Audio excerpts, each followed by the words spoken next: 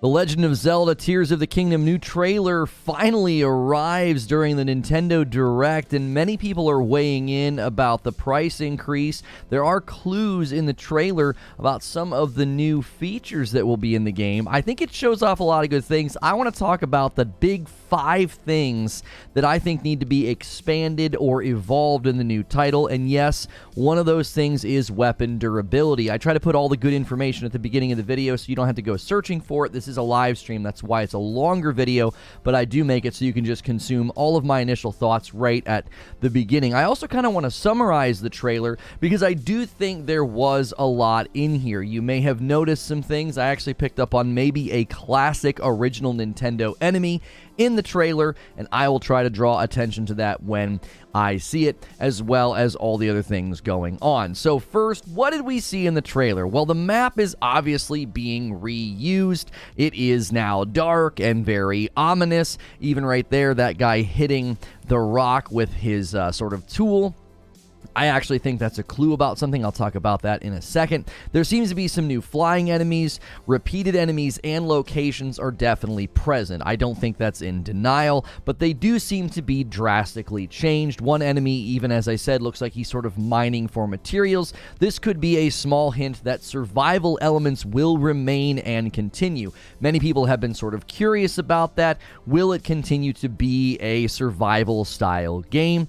There's even a bridge at one point that I think has a Gleeok on it, if you remember Gleeoks from the original Legend of Zelda. They were dragons with 2 to 4 heads. They would sort of show up in the dungeons. They actually showed up, I think, in a total of 7 dungeons in the original Nintendo Legend of Zelda, and they had anywhere from 2 to 4 heads. Well, the one on the bridge is like, it's 3 heads and they're on fire, and I think it looks awesome. So there are, I think, some new enemies in the trailer, and that could be a return of a classic enemy from the original Nintendo. Maybe not a lot of people picked up on that, but I grew up on the original, so I saw a 3-headed dragon and I thought that could be something from the original. Now, the Blood Moon is still in the sky. I think that potential mechanic of repeating sort of a rhythm is likely to return, mainly because they sort of throw them down from the sky. They sort of come, screaming down out of the sky, and they seem to come from the moon. If you remember the Blood Moon in the first game, it sort of created that cycle of enemies coming back. You kind of need that in a survival game. You need the ability to sort of get your stuff back and your resources. There does seem to be a new mechanical threat, potentially some new type of shrine or dungeon. Link is standing on a platform, and these like robotic arms come up out of the ground. There are far bigger bosses than the previous game. I don't know if you picked up on that either. Some of the bosses and the scope of the fight seem to be absolutely enormous, and I think that is maybe a sign that they've decided to go back towards a dungeon format. We really didn't get that in the first game. I'll talk about what I want to see from dungeons in a moment. And in this opening sequence, if you keep your eyes peeled, I'll try to point out the 3-headed dragon right there on the bridge. You can see the 3 heads and the tail. That could be a Gleeok. And again, that was from the original Legend of Zelda. The glider and the horse are returning as traversal options, and there are some very dark imagery and enemies used at one point, like a potential really dark, crazy looking boss is shown. There are new abilities. There's a seeking arrow. Link is doing some sort of rail grinding like from Sunset Overdrive. They updated the gauntlet control, and the abilities like puzzles and shifting platforms seem to be out in the open world, and that sort of smacked of what you used to do in the shrines in Breath of the Wild. A new weapon that flings a bomb of some kind. It's like some kind of a cannon that Link does like a flip and slams the ground. And it sort of launches an explosive. And then the gauntlet seems to have some sort of a new telekinetic green ability. There's green stuff around. There's green stuff falling from the sky at one point. He even builds a car with the green telekinetic powers. You can kind of see the gauntlet, and he kind of looks at it here almost like it's been upgraded, and it controls not just a car, there's the car, but a drone-like glider of some kind. There you go, up there in the sky.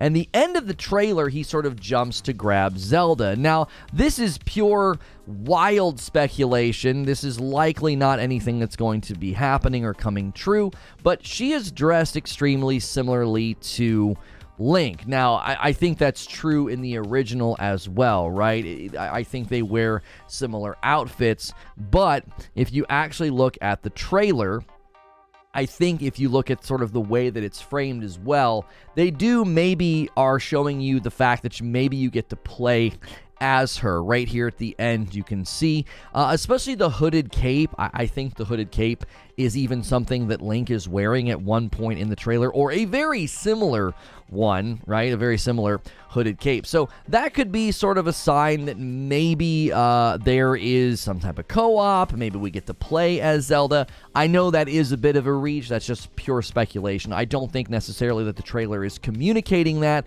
but it could be a hint at something coming, since the trailer is chock full of hints about new things that we'll be doing. So now that I've sort of given you the quick summary of the trailer and everything that I saw, I want to give you the top 5 things that I want to see updated or evolved in The Legend of Zelda Tears of the Kingdom, which is basically Breath of the Wild 2, okay? The first one I'm going to start with is weapon durability, and I do think that guy mining for the material right there, and there was sort of the shining boxes that you can blast apart.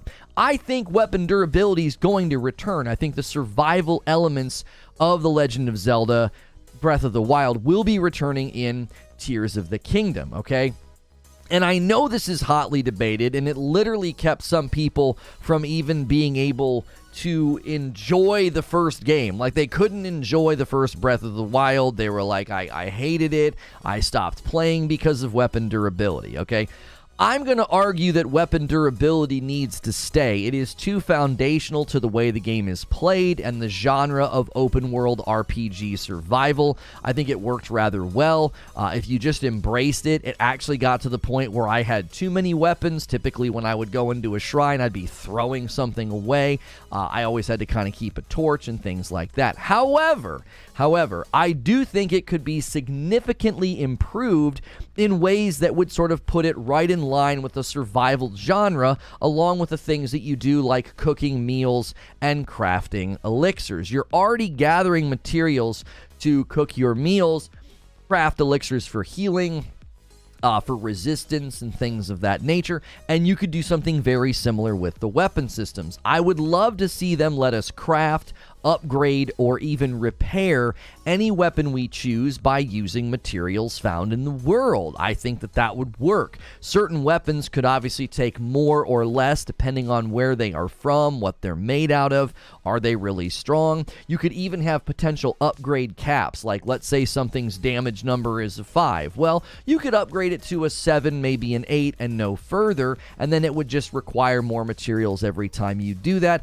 Subsequently, also, that would mean it costs more to repair it, right? I see no reason to limit how many times a weapon could be repaired, right? I think that you would still want to have that element of moving forward sort of through the game. You'd want to leave weapons behind. You would get better weapons. You'd be sort of improving your arsenal as you advance through the game. Obviously, weapon breaking would still be a thing, right? If you're not aware, when a weapon breaks in Breath of the Wild, it gets a huge damage bump, so some people intentionally would do that. They would save really big, strong weapons that are about to break, and then they would just break them on really hard enemies, getting that nice big damage bump, okay? So you'd want to keep that if people want to continue to utilize that as a mechanic, as a feature. And then if you really wanted to, you could stop using it. You'd be like, nope, I want to save this. And the next time you're sort of at a town or a camp, you could repair it. The game already has resources everywhere. And obviously the sort of origin that you get the weapon, like there's certain places in the world where weapons come from and they sort of look like the enemies and sort of feel like the enemies. Those weapons could then require you to go farm materials from those areas to sort of repair it. Or while you're there, you're like, hey, I really like these weapons that I found. I'm going to sort of farm for materials while I'm here. So if any of these weapons start to break down, I can repair them. I think this would allow the weapon durability debate to at least land in the middle. You really like your stuff, you can invest in keeping it, but I don't think you can fundamentally change the way that this game flows. The collecting of things to make meals and elixirs and the survival elements would completely dissolve before your eyes, unironically. if you suddenly had no weapon durability in the game and you were just using the same sword the entire time. I think if you want to play a game that is like this, that doesn't have weapon durability, go play Immortals Fenyx Rising. I think that's a great example of a game that doesn't really allow for that weapon diversity and open world survival, and I don't think Breath of the Wild's sequel, Tears of the Kingdom, I don't think it would feel good. It would kind of feel like an Immortals Fenyx Rising clone to a certain degree. Immortals Fenyx Rising was basically Assassin's Creed with Breath of the Wild kind of jammed into it, and it's a great game, but that lack of a weapon pool, that lack of scrounging around and getting stuff, I think that is a huge, huge loss if we lose that in the sequel to Breath of the Wild, but that doesn't mean that it's not without room for improvement. The second big thing that I really want to see in Tears of the Kingdom is bring back dungeons. This was one of the biggest criticisms of Breath of the Wild, and I agree with this one wholeheartedly. The lack of dungeons, and they went with shrines instead, I think that was a pretty big loss of quality in Breath of the Wild. It was obviously one of the best games to come out for the Nintendo Switch. It's obviously, I think, one of the best Legends of Zelda to ever come out, but I do think the lack of dungeons is a bit of a deficit, right? As soon as I realized there were no dungeons and just the 4 Divine Beast puzzles, which led to boss fights that were fine, I was pretty disappointed. I still am disappointed. Whenever I go back and play Breath of the Wild, I always feel that sort of twinge of, man, it'd be great if I could go and do some dungeons. Like, even looking up pictures of the Gleeok, the 3-headed dragon. Well, it's 2 to 4 heads. Even looking up those images kind of took me back to Zelda, right? The going down into the dungeons and the puzzles. Shrines were sort of dungeon-light experiences, and many of them got kind of copy-paste, where you were sort of just going in and you knew this is a fight, this is a pretty basic puzzle. Some of them were excellent, and others just sort of got repetitive. You sort of knew what you were going to do and sort of went through the motions. I think they could easily keep the shrine mechanic and the theme. I loved the idea of going and doing them in an area, clearing them all, getting the points, using the points to level my character and make my character stronger, have more stamina or whatever. I thought that was a great mechanic. I think you could keep that, but getting to experience the classic dungeon puzzle solving, navigating, clearing, and ultimately facing a boss is just so true to classic Zelda. I think I'll ever get to a point where I don't want that from a Zelda game. That's always going to be a desire that I have, and I would love to see them do that with this game. The third thing that I would like to see is expand the combat. I do think the combat is fine in Breath of the Wild, but I think it was pretty unidimensional. Combat obviously has to stay within the lanes that they have already built, but it would be nice to see it expanded. You can even see in the trailer he does the classic sort of backflip dodge to get out of the way, sword and shield. That's fine, keep those things. I think it's good to see a new arrow and like a really new strong weapon that launches like the explosive. I'd love to see blocking and parrying expanded beyond where it landed in the first game. The really nice shield reflection's kind of cool, but a really strong and effective parry I think would be even cooler. I think perfect dodges were pretty dope, but they got super old. You would earn the super dodge and then just go in and swing like crazy. I think earning other ways to maximize damage with your sword play, blocks, and dodges would be nice. I think you kind of get a glimpse right here when they show the one big boss. You get a glimpse that some of the combat's going to kind of stay the same. Right here, he does his classic jump back, and he's also in some of the other sequences just got his shield up and kind of, moving around. That's fine. Keep things basically the same. I would also hope to see a lot of new melee weapon types. This is sort of in the combat, like evolving the combat. Maybe even give them their own ways to parry and maximize damage. Breath of the Wild already built this sort of with how each of the weapons attacked differently, had different strengths and weaknesses. Some weapons you'd like swing and then slam at the end, and some weapons were like really, really fast, and some weapons were slower. I thought that was fantastic. I would build on that. I'd kind of go deeper with each weapon, so that way maybe weapons are certain, of certain types are better against certain enemies, and their parries and their blocks and things can be sort of learned as you continue to build on your sort of experience in the game. The fourth thing that I would like to see is add more abilities. The abilities we got from the 4 Divine Beasts were cool, but I would love to see something a little more action RPG oriented, something that's a little bit more rhythmic and showing up more often. Those abilities, a lot of them, you just didn't use them all that often, or you'd use them by mistake. You would use the one I always found myself, the big wind-up one. I'd be like, well, I didn't really want to use that right then. You know, maybe I want to save that for another time. Make that something that you press a button and then those abilities pop up. Make them something that you can use when you'd like, something that allows us to sort of weave it into combat and has sort of a refresh of what they did in the first game, maybe upgrade and improve some of those ideas. This one's not necessary, I will admit that, but it would certainly be, I think, an area for combat evolution beyond just new batches of weapons and shields and bows. Like, this is another area of the game where I think they could really expand upon what Link has sort of in his Rolodex of abilities. You could do something interpretive. If you remember, we had things like boomerangs and bombs and other items in the old games, and they did sort of bring back the bombs with the gauntlet. You kind of spawn them out of thin air. They're magic. I did like that, not having to make sure I constantly had bombs in my inventory, but do something interpretive and maybe give us some of those types of abilities as well. Another great way to evolve the combat. Lastly, and certainly this is not the least important, I would put this up there with weapon durability, wanting to re-examine how that lands in the game.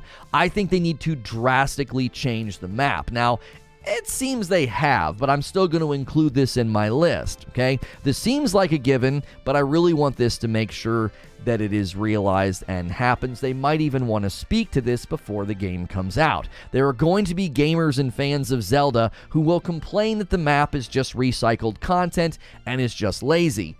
I'm not willing to give those people a whole lot of room to speak. I think people tend to say those things without any information. They tend to jump to conclusions, but I do think that is a valid concern.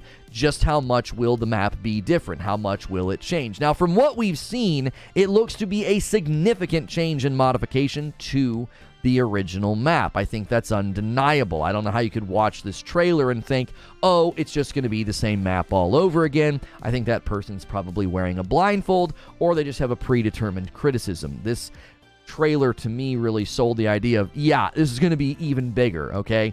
It looks like an increase in size and scope of the game quite dramatically. I don't think we're just going to be playing the same map and then every once in a while going up to the sky. The one fall where, like, Link falls, I think especially, seems to indicate that this game will be larger than Breath of the Wild, which was already an enormous game. The Legend of Zelda Breath of the Wild is probably one of the biggest open world games I have ever played.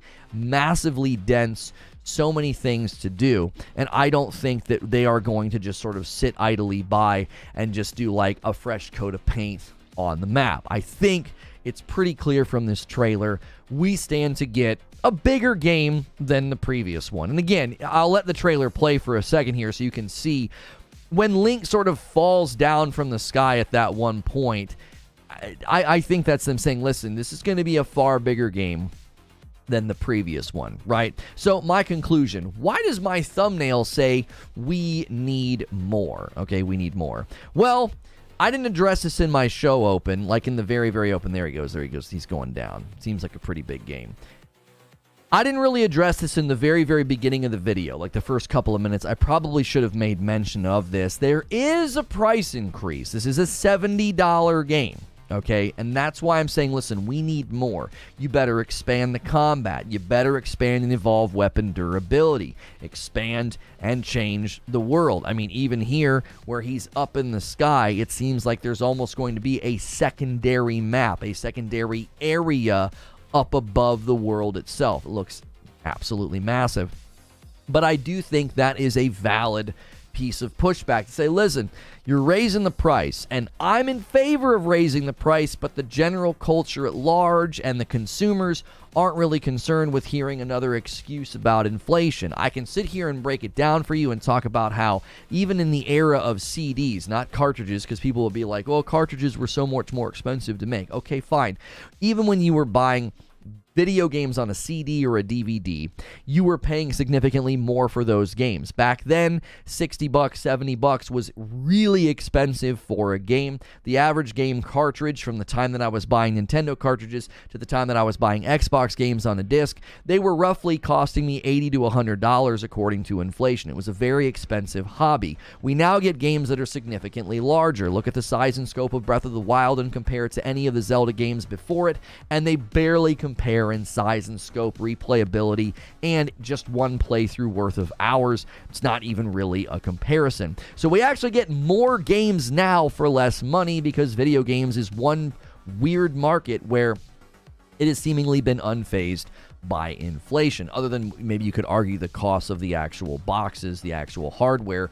Maybe, I don't know. If you go back in time and analyze what exactly $200 for a Nintendo 64 would be today, that would be interesting to look at as well. But it was an expensive hobby, is the point. So while I am in favor of the $70 price jump because we get bigger games, more substantive games, arguably for way less money than we did back then, your dollars per minute in video games now compared to what it was in the early days of video games is astronomically different. I'm literally paying pennies on the hour for most games that I play compared to what I spent back in the day. But I do think that consumer perception is going to matter. People are going to say, this better be bigger, this better be better than Breath of the Wild, you're charging me more. Oh, and also, we didn't get a Switch 2 announcement. We're likely going to get a Switch 2 next year, 2024. Many people are speculating that the Nintendo Direct essentially confirmed that because they're trying to contain everything to this year. They're not really looking beyond this year. Likely, Zelda will be the last big first-party title to land on the Nintendo Switch and be the focus for the Nintendo Switch.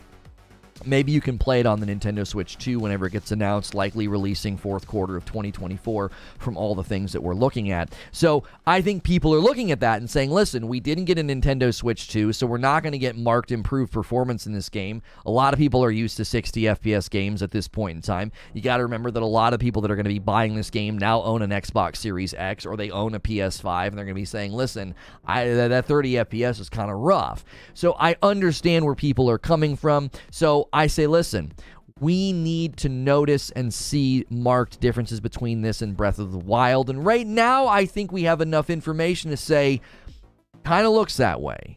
But I want to know way more. I would love to know if they're going to do maybe just a whole Nintendo Direct about Breath of the Wild since this launches in May. Maybe they'll do that in March or April to say, hey, let's give you the goods on how this game is going to work. Weapon durability is a big question for a lot of people, as well as the reusing of the original map. So that is my show open. That's 22-minute show open on the top 5 things I want to see from The Legend of Zelda Tears of the Kingdom. The official trailer 2 is out.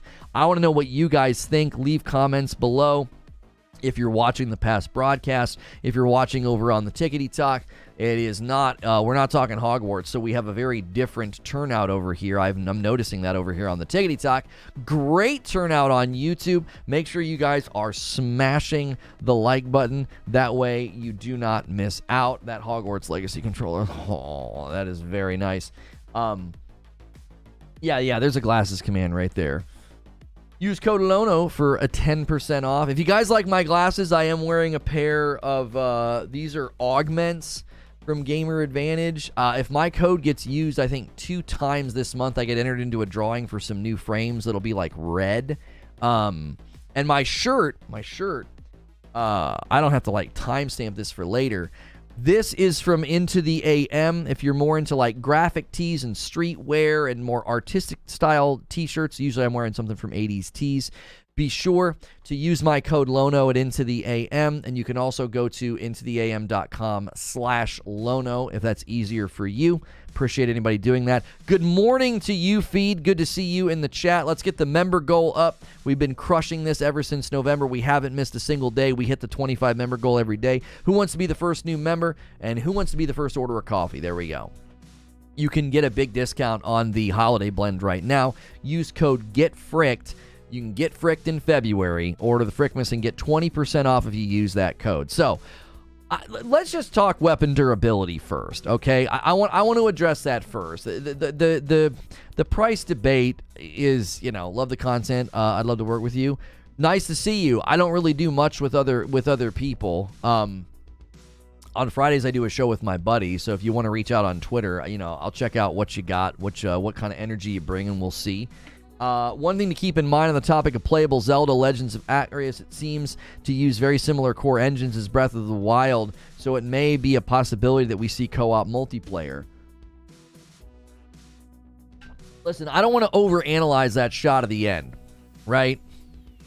I don't want to overanalyze that shot at the end, but it's like, are you going into a mission with Zelda? Are you guys playing together? Like, is she in there with you? Like, what's going on? Like, he goes to save her or whatever. Like, does that happen at the very beginning? Do they establish from moment one that you can, like, play with another person? Do you know what I'm saying? Tears of the Kingdom look like Breath of the Wild DLC, not even going to lie. I mean, I'm not going to give a lot of ground to that. I don't agree with that. I could see where somebody could come from and say that. You're welcome to think that. You know, I think the problem is anytime you're doing a sequel with a character that looks like Link, it's going to be really hard to create this super sharp distinction from one game to another, right? Especially when they are using the same map and the same world, right? But I don't think so. I think they showed enough for me to say, no, this doesn't look like DLC to me. I see new abilities, you know, I see new perks, I see new stuff. I see a whole new area up above.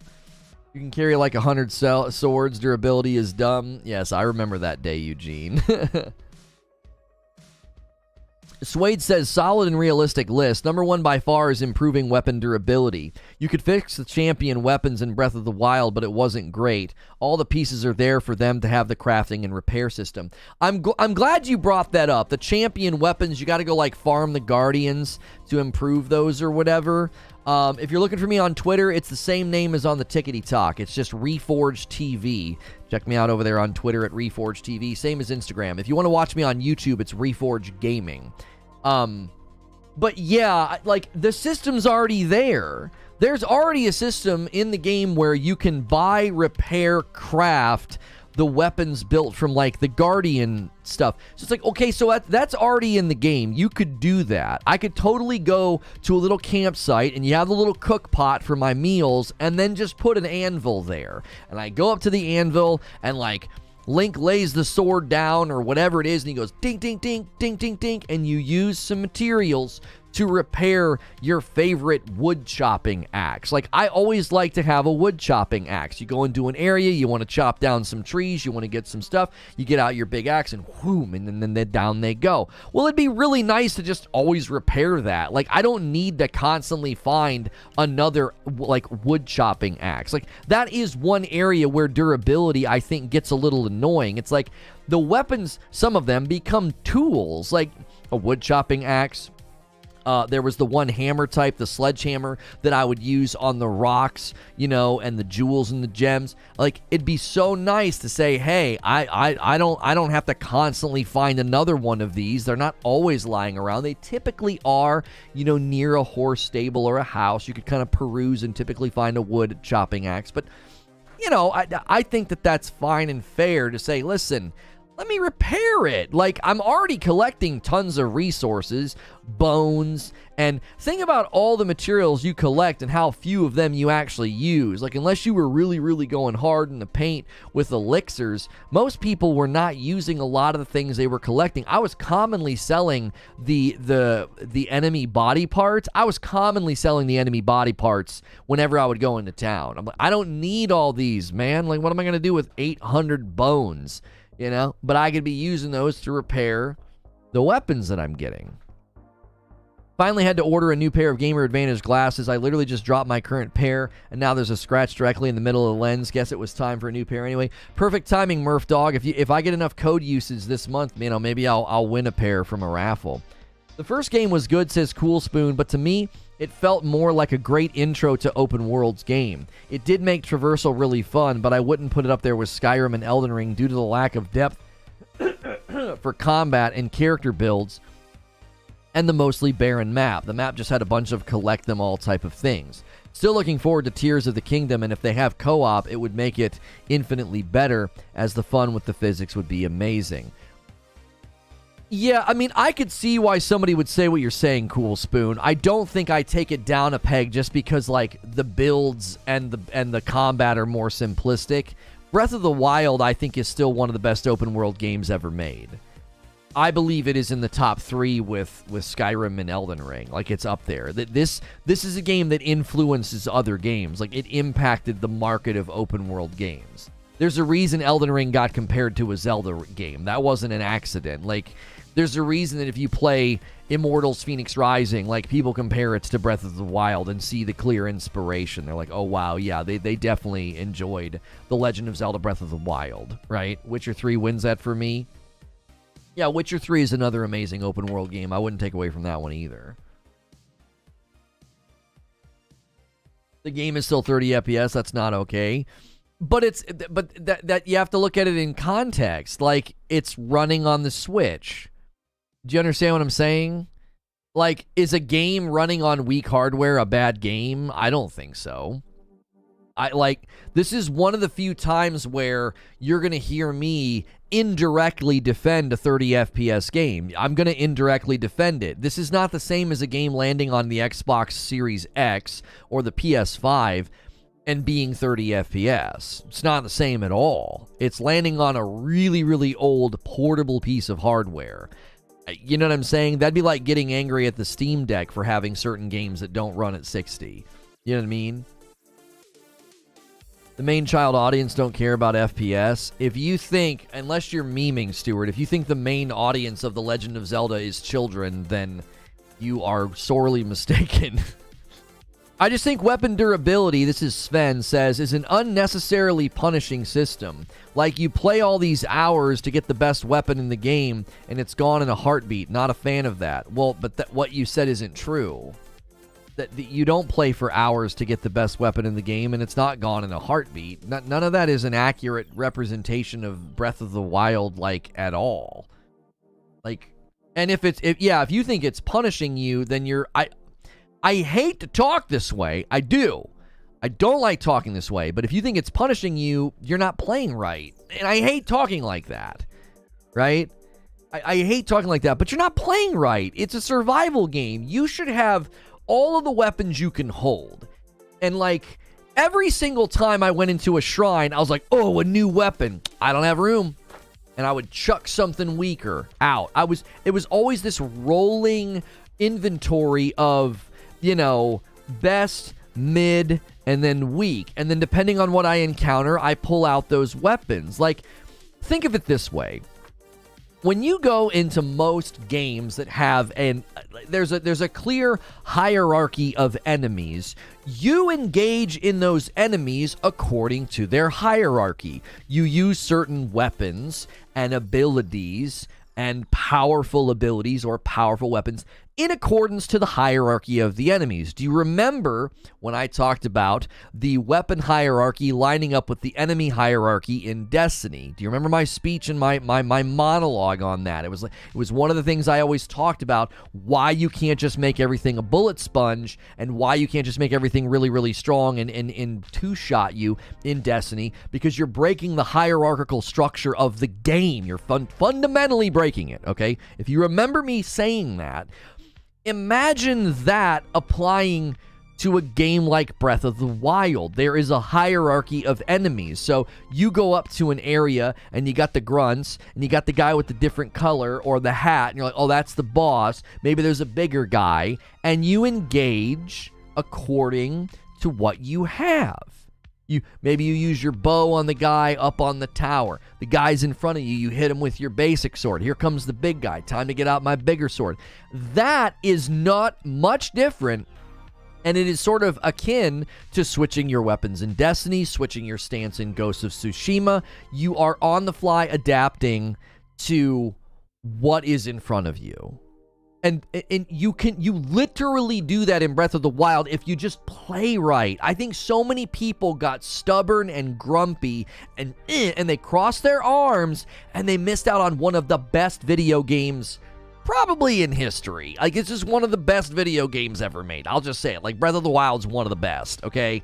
If you're making a list of, like, I don't know, the top 50 games ever made, Breath of the Wild's in that dadgum list. It is. It's in that list. It might even be in the top 25. It might even be in the top 10, okay? It's up there. And you missed out on it because you didn't just want to frickin' pick up weapons, like, and bring them with you. Like, that's all you've got to do. Like, I'm talking as somebody that initially thought, weapon durability? What? My weapons are breaking? What? And listen, I didn't like it at first because I remember playing the first Dying Light, and I remember thinking that. I remember thinking, this is so annoying. I made this amazing weapon, and now it's broken, and now I have to make another one. It felt very flat tire. So the fact that it won me over means, I'm not saying it will, but I think it could win you over if you just frickin' just try. Like, imagine how many times was I playing Dark Souls 3 or Sekiro or Elden Ring, and the minute I stopped being a stubborn dum-dum and I adapted, everything changed. It's like the game opened up. Because I stopped trying to do it my way, and I did it the way that the game was softly suggesting through pain and punishment. You're playing wrong, you dum-dum. You're doing it wrong, you dum-dum, right? And the minute I stopped being stubborn, all of a sudden, the fights would turn. Now, to a certain extent, when I was doing my no summons run in Elden Ring, and I was saying, listen, you know, I'm going to do my no summons run. I'm going to try and use square off. I'm going to try and break posture. And people are like, you can't fight Margot this way. Not Margit, but Margot. You can't fight Margot this way. It was a matter of pride that it took me like 7 tries to do it my way, and I finessed the frick out of him. It's like he didn't touch me, right? I knew I could make it work. Sometimes my stubbornness paid off. But there's a lot of times in games where your stubbornness is your fault, not the game's, right? Your inability to quote-unquote get over it, that's on you, bro, right? Do you know who you're talking to? Sven hasn't beat Soldier of God, Rick. So, when it comes to Breath of the Wild, I got over it. I did. I got over it, and I adapted, and I ended up absolutely loving it. It's like your brain clicks and adjusts slightly, and I'm trying to think of another analogy. Have you ever been looking at a screen, and you can't quite see what's going on, and you reposition yourself, and everything lights up, and you're like, oh, I can see everything, right? I can see everything.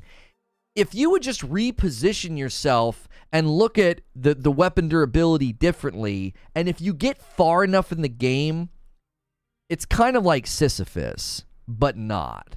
So the myth of Sisyphus is that he keeps pushing the rock up the hill and it keeps rolling back down. It's meant to be sort of an allegory of the monotony and the absurdity of life, right? It's meant to sort of give you a picture of that. And I feel like earlier portions of the game, it's going to feel like Sisyphus, where you roll the stone up and it rolls back down, and you roll the stone up and it rolls back down. And you're like, I'm sick of picking up spiked clubs. I just had a spiked club. I liked my spiked club. My spiked club broke, and now I have to get another one, right? But eventually, it gets up and it rolls down the other side, and you say, I get it. I got spear for the guys that are, better to engage at distance. I got my spike club. I got my axe. I got my torch. I got all my stuff. And every time I finish a fight, I kind of comb over what's on the ground. And I'm like, what do I need to replace? What can I get rid of? Oh, this shrine has a lightning sword. I really like lightning swords. Those are really good against those guys over there. I need to throw away my weakened spirit's wood. I don't need anymore. And you throw it, right? So I'm telling you, if you just reposition slightly, it's like it's like the game becomes so much more than, oh, the weapon durability is stupid. The ability to carve your own path, fight your own way, do your own thing. I'm telling you, it's all there. You just don't see it. It's like Zubair says, it's like one of those magic eye posters. You just don't see it. You just see a big mess. You're like, blah, that's stupid. And it's like, man, the freedom and the volition and the player agency that you actually have in Breath of the Wild, it's all there. It's all there. You just can't see it because you're hung up on this one thing. Let me ask you this. In Breath of the Wild, a way to stay healthy is elixirs and food. You have to consistently spend some time making food and elixirs because you run out. You run out of arrows, and you got to find arrows, right? That circle of rhythmic content loop extends out to your shields, your bows, and your swords. That's why I'm pushing for, listen, weapon durability needs to stay, but it needs to improve. Let me repair a weapon that I really like. If it starts flashing and I know it's weak, I'll stop using it. When I go to make some meals and some elixirs, I'll walk up to a little anvil and tink, tink, tink, I'll repair it. There's so many materials in the game. There's already a mechanic in Breath of the Wild to let you repair some of the weapons at that one NPC. That's survival. That's within the genre the game has designed itself around. This big open world. Everything can drop. Everything can help you, whether it's a tree, a bush, an apple, or, some big giant enemy. Everything is kind of keeping you alive. That's the whole point of a survival game. You and the world develop a symbiotic relationship where the things in the world are necessary, but they're also threatening, but they also keep you alive. It's kind of a beautiful, harmonious yin and yang. Like, oh, I need the enemies as much as I am trying not to let them kill me, but I also need the enemies because I have to kill them to get their materials or their weapons. There's honestly, I didn't even intend to go here, but there's something kind of beautiful about that. I think that's why people like survival games. It's because the world itself breathes into your experience. Like, everything you come across could potentially be something to help you. Why I don't like survival, it's a chore. Right, I'm not trying to convince anybody to like survival games, but you have to accept that The Legend of Zelda, similarly to like No Man's Sky, there's survival elements. Like, you can't get rid of those elements. It would fundamentally fracture the game that they've built. You wouldn't quantify Zelda as a survival game? If you don't call Breath of the Wild a survival game, I don't think you're looking at it accurately. It's not just a survival game, but Breath of the Wild is an open world action RPG survival game. Like, to not label it survival at any level is a fatal error. It is a fatal error. It has all the hallmarks of a survival game. It does. Every practically, how is it survival? How is it not a survival? How is it not? Explain to me how it's not survival first. You literally have stamina that you can increase, health that you can increase. You have a constant flow of materials that are used to survive, stay healthy, and get more powerful. That is quite literally survival. How do you die without enemies killing you? Okay, you understand that games can have survival elements but not have all of them, right? Like, hey, that's a rogue. Is Returnal exactly the same way as Dead Cells? Do they work exactly the same way? Does Returnal and Hades, do they work identically? Do they have the exact same set of features? No, but they're both rogues. Not every single survival game, you don't die if you just stand there. There are plenty of survival games right now that you can play where you won't die if you just stand there. You won't die of starvation or exposure or weather. And it's still a survival game. Like, it's like, if to look at Breath of the Wild and say it's not survival is odd to me. It has all the hallmarks of a survival game. It's just that, okay, oh, and by the way, the weather can kill you. Actually, yeah, I completely forgot about that. You literally can die from the weather in this game. I'm glad that you asked that, and I didn't even give you the correct answer. You quite literally can die from the weather in Breath of the Wild. Go stroll into the wintry hills of Breath of the Wild without the warm clothing or a warm elixir. You will die. Go to the lava-strewn north, and you will die from heat. You can freeze to death. You can overheat. You can get struck by lightning. Come on. You do things in relation to the world to survive, whether it's eating, changing your clothing, scavenging for materials, scavenging for weapons. Those are all things that you would do in a survival game. Now, it's not a very rigid survival game, sure. It's not like you better build a house and then you better put your sunscreen on and you better carry a bottle of water. Like, it's not super rigid, of course. Yeah, you can drown too. Sure. Valheim's also considered a survival game, but it's not hardcore. Yeah. But where does Link poop? I don't know. I'm not sure. Maybe he has a magic spell that he casts. Maybe he drinks an elixir. It's like Survival Light. Yeah. The point is, when you build a game like this from the ground up, the world, the enemy cycles, the trees, the fruit, the insects, all of it, every square inch of this game is orbiting around those mechanics. You can't leave. Oh, no weapon durability. Show us the shirt. This is another great shirt from Into the AM. If you guys like it, use code Lono at intotheam.com or go to intotheam.com/Lono. You'll get 10% off, and it does support me. So I don't think you can do that. I don't. We've been streaming for 46 minutes, and we don't have a member yet. We don't have a coffee order yet. Let's at least get 200 likes. Come on now, guys. Let's get it going. I don't run advertisements during my stream. I'm not going to disrupt it and suddenly give you like a Pepsi ad. But we do survive off of members, gifted members, coffee, and at the very least, let's get like milestones so more people can find this video. Now you need to get a lion jacket. Yeah, I know. It'd be nice to have like a zip up. Greg says, I usually don't like survival games because they're too demanding, but I didn't mind it in Zelda because it wasn't a constant chore. Just showed up, was talking, we talking good survival games? I mean, if you want to recommend good survival games, go for it. One of my favorite points in Breath of the Wild, right? One of my favorite points in Breath of the Wild was literally that island where they took all your stuff, and you had to survive from what was there. This is one of my favorite parts. Yo, 80JC was 17 months. Hit the like and you'll be blessed with more likes. Yeah, some of you guys renewed during my show open, and I can't see who it was now. It was Reaper and...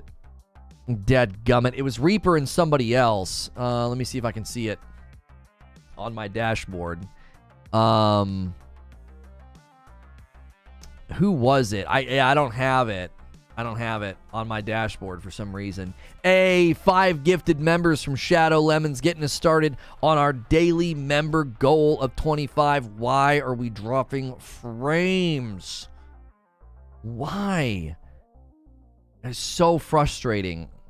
It's going to mess with everything. I am so sorry, guys. If you get a little frame drop or a little bit of buffering, I apologize. That is not on my end. Well, you know what? It might be. Let me close those Stream Elements tabs. It might have been me going to those Stream Elements tabs.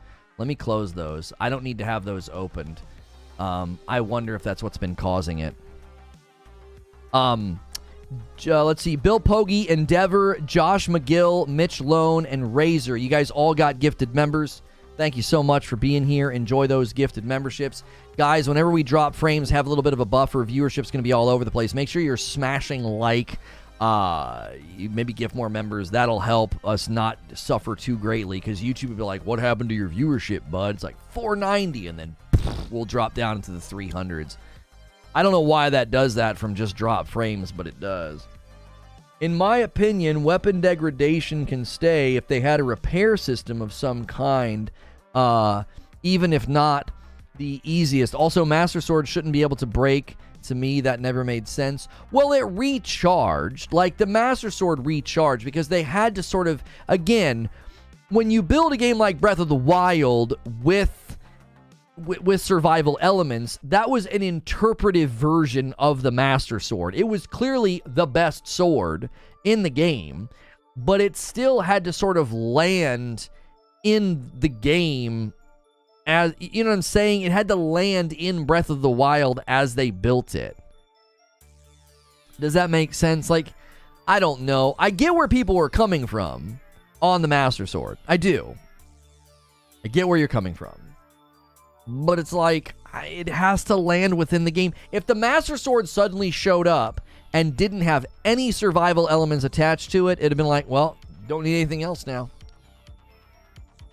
This just completely overshadowed the entire dadgum game. All the work I've done, all the weapons I've collected, all the fighting styles I've come to enjoy. I now have my skeleton key weapon. I don't think that would have been a good idea. It made you really value the Master Sword. You're like, I'm saving this for the right people. I'm saving this for the right moment. And you continue to use the other weapons. It was a very wise choice. The DLC for the game's underrated. I never actually checked most of it out. I'll wait for the Switch 2 version with 60 FPS. Breath of the Wild was my least liked Zelda game. I became hooked on video games as a result of the traditional Zelda framework as a kid 30 years ago. Well, and it's one of those things where listen, I 100% get why people are like waiting or upset. I think I am more empathetic and sympathetic to people that are like, bro, I don't want to play another 30 FPS game. I get it. I 100% get it. People are like, man, why didn't they wait and announce this with the Switch 2? Homie, I get it. 100%. I'm way more empathetic and sympathetic to that than I am for people that are like, weapon durability ruined the game. I'm like, oh, shut up. Like, it's not that bad. You know, spend. I'm gonna sound like the people that always drive me crazy. They're always like, you gotta play for a couple of hours. I'm gonna contradict something I commonly say. I commonly say that if your content loop can't win me over in the first hour, I'm gonna walk away. Okay, I'm gonna contradict that this one time, and I'm gonna say you have to play Breath of the Wild for longer than an hour. You have to. You must. If it's a big if you're like, I can't get over the weapon durability, you know I'm right. What do you mean? Well, yeah, and coming in, like, some of you guys make predictions, like, you know I love you, Wheezy, but, like, you make predictions like, hey, man, sun's gonna shine in San Diego tomorrow. Yeah, no, Sherlock. Like, you're like, oh, Nintendo will follow the $70 price point. That's not a prediction, bro. You're like, I told you last night in the Discord. I'm like, Wheezy, really? You thought that was some kind of magical tea leaf read that they're gonna go up to 70 like everybody else? Come on, bro. What are you talking about? That was not a dunker prediction. I'm not talking about Breath of the Wild. Well, when you just randomly say you know I'm right, how am I supposed to know what you're referring to? Upset because you know I'm right about that? I wasn't upset. How can you be right? I didn't disagree with you. You walked in the room and like, yeah, Nintendo's going to do $70 as well. And I was like, yeah, probably. And then you come back when they do it and you're like, I told you. It's like, I didn't disagree. I didn't give any pushback. I wasn't like, there's no way that Nintendo is going to do $70. I was like, yeah, probably. I think everybody's going to go to 70. It'll become an industry standard. It was like when you told me Game Pass subscription costs would go up. I was like, yeah, probably. I wasn't, like, my mind wasn't blown. I wasn't like, oh my gosh, what a prediction. Subscription services prices are going to go up. I was like, yeah, probably. Like, you know what I'm saying? I'm not saying you're wrong. I'm saying I didn't counter the claim. I wasn't like, no way, bro. There's no way they're going to raise the price of Game Pass or raise the price of Nintendo titles. Like, the only thing you predicted was the Switch 2. From what you were reading, it was some article you cited, like, oh, Switch 2 will be fourth quarter 2024, right? I'm right about people needing to get good. But I actually don't think it's a skill issue in Breath of the Wild. I don't. I don't think the people that are like, I don't like weapon durability, I think saying it's a skill issue is like the people who say that about skill-based matchmaking. It's like, oh, it sounds like a skill issue. I genuinely think they just don't like it. I'll give you an example. When I see a trailer for a game and it says that it's turn-based, I'm like, no thanks. Sounds like a skill issue, bro. You would love Octopath Traveler 2. I don't think so. I can't get over it. Now, somebody might say, but bro, if you just play the game for a couple of hours, it'll really convince you. It'll really show you. I'd be like, listen, I've tried so many games with turn-based combat. I just don't like it. I think for a lot of people, it's their turn-based combat. Like, they interact with weapon durability, and they're like, no thanks. I don't want to do this. I don't want to constantly scrounge around and pick up weapons. I don't want to constantly lose a weapon that I really, really like, right? I don't think that's a skill issue. Now, I will say there are some people in the valley of they could be won over by Breath of the Wild if they would just play it right. Like, again, I said I don't like talking like that. I don't like telling somebody they're playing the wrong way. But I do think at one level, Wheezy, you're correct. There are people that are just sort of playing the game the wrong way. I think they're playing the game the wrong way. I was like, what is that sound? My phone was ringing. I'm going to put myself on do not. There we go. But I don't think they necessarily need to get good. I think that's like an oversimplification of the problem. Like, somebody walks in the room and is like, man, I really liked Breath of the Wild, and I really gave it a couple of chances, but golly, that freaking weapon durability is just such a buzzkill. I just couldn't keep playing. Sounds like a skill issue, bro. You got to get good. Like, what? Like, for all intents and purposes, I could hand them the controller where I have all the greatest weapons in the game, and they're familiar with the combat, and they could probably smoke a really hard boss, right? Especially, let's say they're like a Souls player, right? Let's say they're a Souls player. It wouldn't be a skill issue. I think they would say, I don't like it. I don't like losing my weapon and having to switch to another one in the middle of the fight. It's rhythmically disruptive. It's dissonant. And I would say, yeah, that's fair.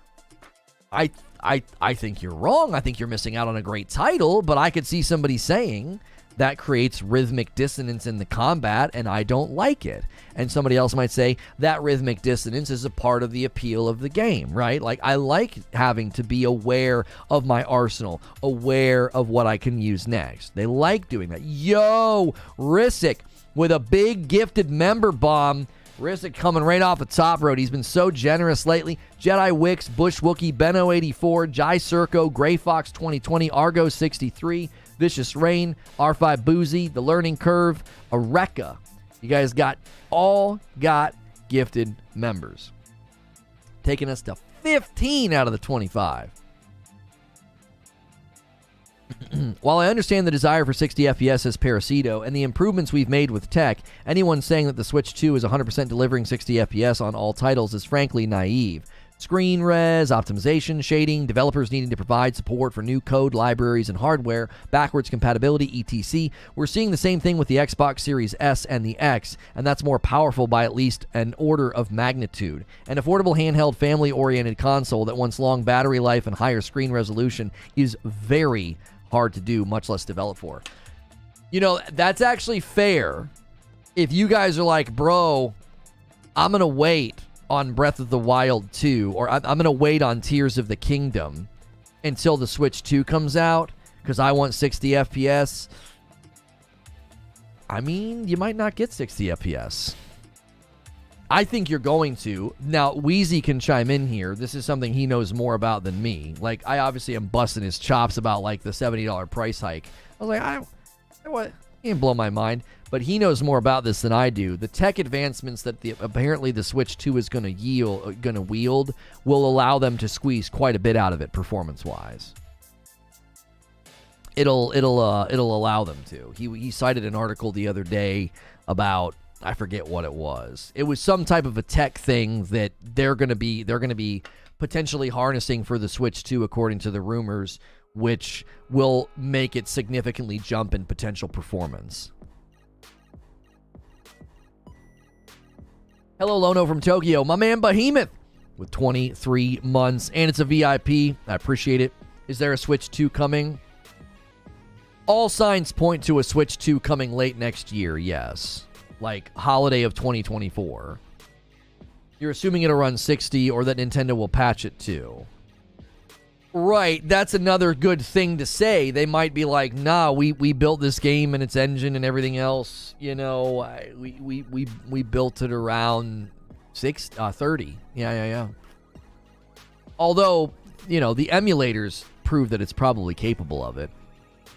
My man Rob V coming in, rounding us out with 5 more gifted members. If you guys get a gifted membership, you get access to our behind-the-scenes member streams. You get access to our members-only Discord. It went to Amber Orzov, Demon Nero, Kurt Mason, Marky Mark, and Mitch Beast. Mitch Beast. Main Switch audience does not care about FPS, and Nintendo knows it. It's why they haven't cared about graphics. That is true. You have to consider how many people bought a Nintendo Switch for the portability. Right. Snapdragon 3 chip, more than likely. It's not Snapdragon. I can't remember. You know what I mean? He doesn't have it on hand. Well, what was the tech? Wheezy? Were you going to give silent treatment because I got lippy with you? You got lippy with me? I told you. Come on. I told you so about $70. Don't get grumpy on me about that. You know that wasn't a big prediction. I thought that the Switch 2 stuff was more impressive that you had. You had more impressive stuff on that. The price wasn't an impressive. No. I'm not saying to cite the article, Wheezy. What's the tech? You're familiar with the tech that they're going to be using in the Switch 2. You could say that off top. You know that. Off the top of your head. My man Robert with 12 months. That's a whole year. My third 1-year badge with this guy. Hey. None of that's my fault. This is Lono's best angle. What's that supposed to mean? Switch 2 is going to be called the swap. I could see them calling it the snap because they always do that for the Switch. I think they'll probably stick to the name, though. The Nintendo Switch 2. They went from the Wii to the Wii U, right? The Nintendo Switch to whatever. Not on hand, I got a dig, but too long didn't read. DLSS 2.2 NVIDIA Orin Switch codename version number 2. Right, that's what it was. They're going to be able to harness NVIDIA chipsets and DLSS. That's what it was, Parasito. Which would allow them to squeeze way more out of a system that you would say raw power. You'd be like, this isn't as strong as a PS5, maybe, but it actually is. Does that make sense? It's kind of like in the Italian Job where they stripped down the Mini Coopers and they made them crazy fast and super efficient. It's kind of like that. Like, it'll be small, but it'll be dadgum scrappy as a mother. Which already uses an NVIDIA chip. It was just already old when they released it. Right. So I think that's what Wheezy's argumentation was, Parasito, is like the chasm of difference between the Switch and the Switch 2 is going to be bonkers because the tech, specifically with NVIDIA chipsets and DLSS, has jumped so much that they're going to be able to do, you'll be like, wow, this is such a marked difference. And they likely won't have to it's not going to cost an arm and a leg. Madara 28 was 7 months. Love the discussion. Do you think we need more gameplay trailers or should Nintendo just wait till we play it? Here's what I want from Tears of the Sun. Like, we get this Tears of the Sun. I always do that. The Tears of the Kingdom new trailer, in my mind, didn't really do more than establish there's some new abilities. The map's going to be kind of crazy. It is going to be bigger. But I still have tons of questions, right? I have tons of questions. What about durability? Like, what about the inventory system? What about all of the survival elements of the first games? Yo, what's good, Lucci Club? You see what I'm saying? Like, I still have tons of questions. You know, it's one of those things where What's all the hype going on with Zelda right now? Just yesterday, there was a Nintendo Direct, and in that Direct, near the end of it, there was a Legend of Zelda Tears of the Kingdom new trailer. If you come and watch me on YouTube at Reforge Gaming, I'm simultaneously streaming there right now. I can show you the trailer if you want to see it. I've been periodically pulling it up to let people see it. I imagine it'll all be exactly the same, says Just in Time. Well, now, hang on a minute. When did the first one come out? Breath of the Wild release. Breath of the Wild released in 2017. Now, we could imagine that Breath of the Wild sequel, Tears of the Kingdom, was supposed to release last year. That's 5 years. I don't think a 5-year dev cycle leads me to believe that it's just going to be the exact same. Right? I don't think so. I think they show way too many newer abilities in here. Bigger map. I was so intimidated by the size of the map in Breath of the Wild, but it was so much fun exploring. Well, I think it's going to be, I'm going to speculate, it's going to be one and a half the times of the first game because of all the stuff in the sky. So imagine the exact same map with about half of that ground capital up in the sky. So it'll be 1.5 the size. Does that make sense? So, like, let's just throw out a number. Let's say it's 1,000 cubic miles. That's probably not even a measurement. But if you take 1,000 and you multiply it by 1.5, it becomes 1,500. Does that make sense? Like, there'll be 500 more cubic miles in the sky. Visually, can you imagine? Like, can you envision that? Like, right? You know what I'm saying? Imagine being able to enjoy a video game for what it is. Wow. I'm not sure what you're talking about. I hope Tears of the Kingdom has traditional dungeons. Well, let me go through my top 5 things very quickly for you that I want to see from Tears of the Kingdom, okay? The 5 things that I want to see in The Legend of Zelda Tears of the Kingdom are, number 1, evolved durability. I think weapon durability needs to stay, but I think it needs to be improved. Maybe even give people the ability to repair their weapons so they're not constantly having to replace them. I think that works well in line with how we cook meals and make elixirs. I would also like to see them, number 2, bring back dungeons. I thought shrines were cool, but they should not have completely supplanted dungeons. I would love the ability to solve puzzles, navigate areas, figure out rooms, and fight a boss at the end. Number 3, expand combat. I think it should be a little bit better and more expanded than it was in the first game. It wasn't bad, but it certainly was pretty simplistic. I want more than just a perfect dodge. Let me get more things with parries and a bigger weapon pool, etc. Number 4, add more abilities. I think they should do an interpretive take on the boomerang and the bombs and things that you had from the first game. Bring that into the second game as abilities. The abilities we got from the Divine Beasts were cool, but, you know, you couldn't use them as often as you'd like, or maybe you'd use them by mistake. And lastly, drastically change the map. I think this trailer indicates that they've kind of already done that. In a way, you can see it's a significantly bigger and larger world, drastically changed from the first game. Those are the 5 things that I would like to see in the sequel. What did I just do? Okay, I hit the spacebar on my keyboard, and I was like, did I do something? Like, weak enemies don't affect the durability, so when out in the wild, you aren't wasting your good weaponry on them. Only when fighting bosses, majors, and mid-tier enemies will the weapons degrade. Wait, I don't think that's true. Are you saying that's how it should work? I hope in Tears they remove weapon breaking. It's one of the reasons I can't get into Breath of the Wild. Hate that after 3 swings, my weapon is broken. Again, I'm just going to keep coming back to, you have to get over the hump, right? Every time Lono starts talking math, I get really tense. You have to get over the hump. Like, you have to get to the point to where a broken weapon is just part of the rhythm of combat. You're like, no worries, I got another one. Like, you get to the point in this game where when you find a really cool new weapon, you're like, what weapon do I need to throw away? Do you see what I'm saying? Until you get to that tipping point, I think it sticks in your craw and doesn't need to. Like, I read an amazing analogy recently of if you had two people working an incredibly monotonous and tedious job, and you told one person that at the end of the year they'd be paid $40,000, and then you told the other person at the end of the year they'd be paid $4 million.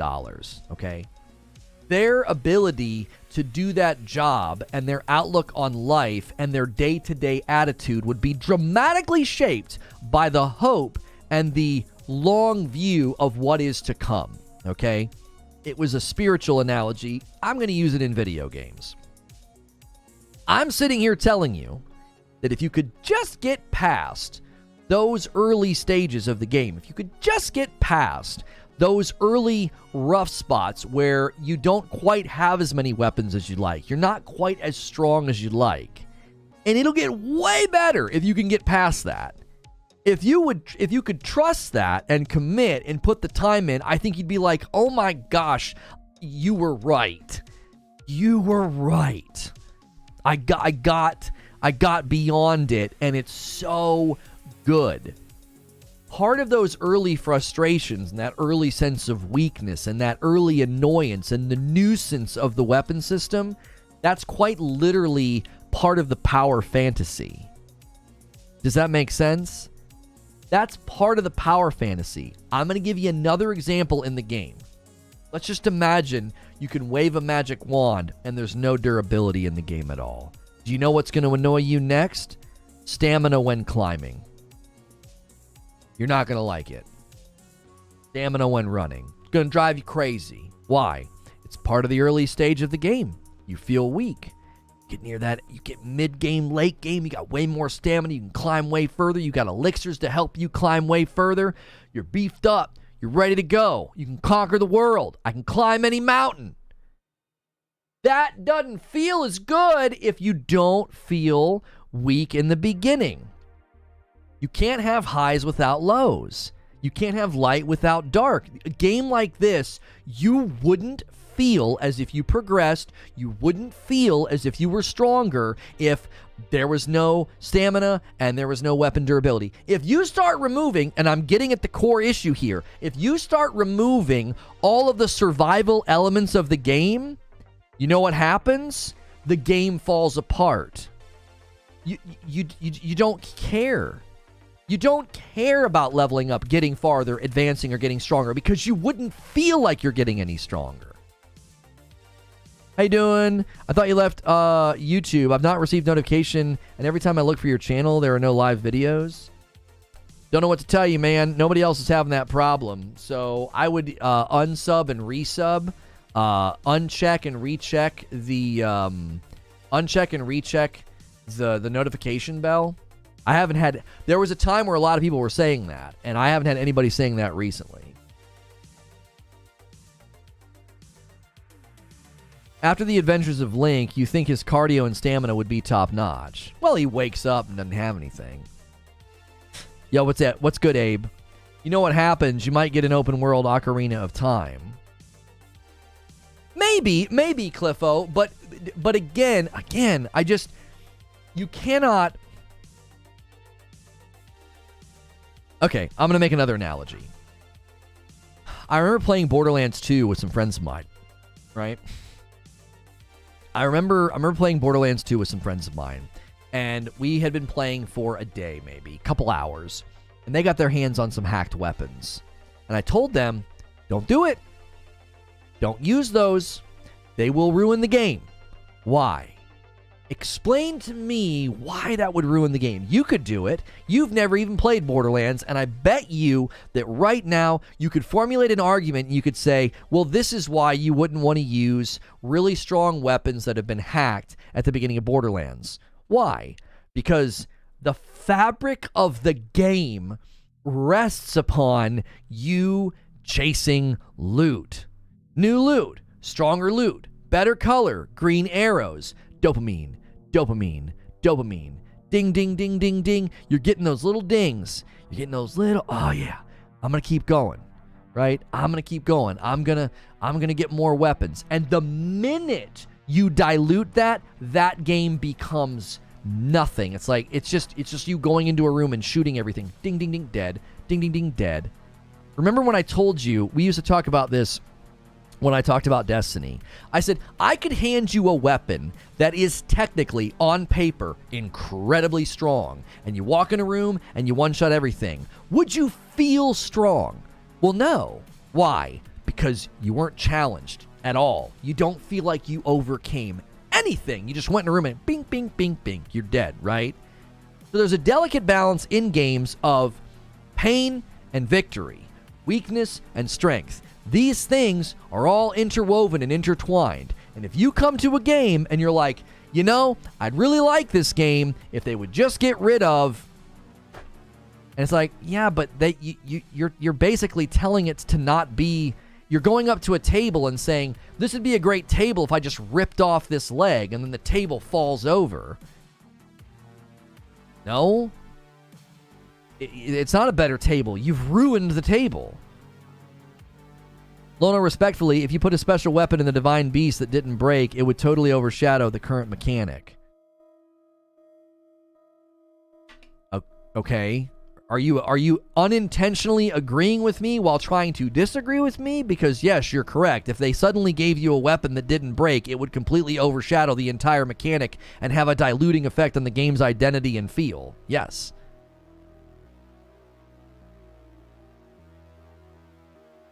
Yo, hey Kylie Ann, good to see you. A member plus. She's going to put us at an odd number of 21 out of 25. Thanks for doing a member plus. I really appreciate that. If you guys do a member plus and above, you might... I need to start doing this at the very least weekly. Just do a little upload on the weekends just to say what's up and thanks to the people that go over and above. All members get into the members-only streams and the Discord, but member plus and up, I periodically do special uploads for. Like I did a studio tour recently for member plus and above. So if you want to upgrade, it's $1 to upgrade from a standard membership to plus, or you can go up to VIP, and that supports me directly. This is why the beasts don't give you weapons. They give you unbreakable equipment. Right. It's a sense of power. Exactly. Like, I think the greatest games poke you in the eye so that you want a pair of glasses. But they don't poke you in the eye too hard, and they don't do it too often. Does that make sense? Like, the best games are going to have these rough edges that you snag on, and you're like, ugh, I really wish that were not the case. I really wish that were not the case, but you keep going, and all of a sudden, you smooth over that rough edge. You're like, yeah, that guy's not a problem anymore. Oh, I've got a double jump now. It does just enough for you to say, oh, come on. I really wish I could do... I forget what game I was playing. I was like, man, I really, really wish I could do an in-air dodge. It just happened with Hogwarts Legacy yesterday. I'm in the combat, and I'm creating these little power stones on the ground, and I have to run over to them, which is not really conducive to wand-based, ranged-based combat. I'm like, that's not really conducive. And what did I unlock? I can dodge and hold the button, and I, like, teleport dash.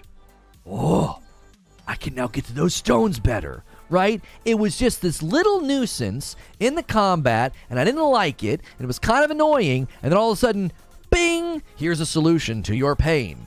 And guess what? When I use that, I feel cooler, I feel stronger, I feel there's this sense of, like, upward trajectory within the game systems. That's how the Breath of the Wild weapon system should feel to you. Again, if you just take a second to say, I'm just going to put down my criticism and my dislike for it. I'm just going to put it down for a couple of hours. You know, take a weekend and basically say, listen, there's a wealth of game here. I'm going to try to enjoy this. I'm going to give you another example. Many people accuse the Lord of the Rings books as being far too descriptive and slow and plotting and difficult to get through. Some people have even said, if you can get through Fellowship of the Ring, everything after that is gravy, right? I did that with the Lord of the Rings recently because I knew this is a giant world that I would love to experience. I'm going to get through the slow start, right? I think that's a great analogy to get through the slow start, get over that hump to where you have so many weapons, it just doesn't matter. You're constantly throwing a weapon away when you get a new one. And there's a great game here that I think you can enjoy. Sven says, I'm going to give the campaign another shot because I want to experience Tears of the Kingdom, but man, I hope the mechanic clicks with me this time around. I checked out super quick because I hated seeing my weapons disappear. That's what I'm saying, Sven. I'm not like a Breath of the Wild evangelist, right? You guys know me. I've played through the game 1.5 times. I would love it to have co-op and love to be able to play it at 60 FPS. I'm not some evangelist, but I'm like, my gosh, this game is amazing. If you can just get past, like, I don't know what the hour is. I don't know what the hour mark is. I just realized the vehicles in Zelda are crafted. Yeah, he pulls the wheel out of the water. Yeah. He pulls the wheel out of the water. Did we? Yep, we did. We had a little stutter of frames. I was like, the viewership just spiked. That's so weird. Barely. My resub, loving it. Oh, Rainbow, I'm so sorry. Rainbow with the 15-month resub, and it's a member plus. Hey, I didn't check my sub milestone. You're doing great, and love to see you play Hogwarts Legacy. Thank you so much. We'll be playing more today. We're going to do a little experiment today with gameplay. My man Robert with the $5 tip. How is this different from games with a slow start? Play for 5 hours, and it's good, I promise. Robert, it's not necessarily different, but it's me who's saying it. So I would hope that maybe holds a little bit more weight. Like, I'm the guy that always says, if you can't win me over with your content loop in the first hour or two, I'm out, right? I don't know what the hour mark is in Breath of the Wild. I want to say it's somewhere between 2 and 3. You can get over that hump between 2 and 3, constantly pick up every weapon, okay? I think you'll feel differently. A lot of the times when I push back on that take, Robert, I say, how many hours will it take? I had people tell me with the one Monster Hunter game, it really clicks at hour 16. Did you say to me? 16? No. I don't have that kind of time. I'm not saying that. I'm not saying you really got to get to the 16th hour. You really got to get to the last boss. I'm not saying that. I'm saying give it 2 to 3 hours. Give it 2 to 3. And again, trust what I'm saying. I'm not saying you got to get to the 10th hour and then it gets good. I'm saying if you can adjust and get to that 3rd hour and play in this way, you'll feel your dislike for it go down. You'll be like, yeah, I still don't like my weapons breaking, but this works. I'm saying that because I said that. I was like, why are my weapons breaking? And 2 to 3 hours later, I was like, oh, this is fine. I had people in my chat tell me, they're like, just keep going. You'll get so many weapons, it won't matter, Lono. Just keep going. And I was like, all right, fine, I'll keep going. And I was like, I got 2 or 3 hours in, and I was like, you're right. I was like, it's fine. So I'm saying it as somebody that, like, got to that point, and I was that guy that initially was like, this sucks. I hate this. This reminds me of Dying Light 1. And then I had a completely different mindset after a couple of hours. Breath of the Wild is a masterpiece. How's that for a hot take? Not really a hot take. It got Game of the Year, did it not? Yeah, trust me, it clicks after you beat a guy called Ganon. I think the beginning was a little funky. Once you get the glider, it has a good feel. I honestly feel like that's when the game starts. When you glide out into that new area and you start setting your sights on towers and shrines. Oh my gosh. It's such a wonderful world to be in. There's food to make and things to discover and puzzles to solve and power to be gained. My goodness. What I'm hearing is, listen, it sucks when you first start going to the gym. It's uncomfortable. But after a few sessions, you'll get it and it'll start feeling good. That's not bad. Lona, respectfully, you keep saying that, but people keep telling you that they don't like the mechanic after beating the game. It's safe to say that it's not cut and dry as you're making it sound. Well, listen, Real Sam Elliott. I'm not interacting with you. I'm not being mean here, but I've not interacted with you. I saw you say that you played the whole game. Okay, fine. I'm not talking to you. Is anything I've said, has any of my calls been to people who have beat the game? No. I'm talking to people like Sven and others who said, I checked out after like an hour. I couldn't do it. I didn't like it. That's who I'm talking to. There's plenty of people right now in the Discord and in the chat that are like, bro, I couldn't even get past the first hour or two. Couldn't do it.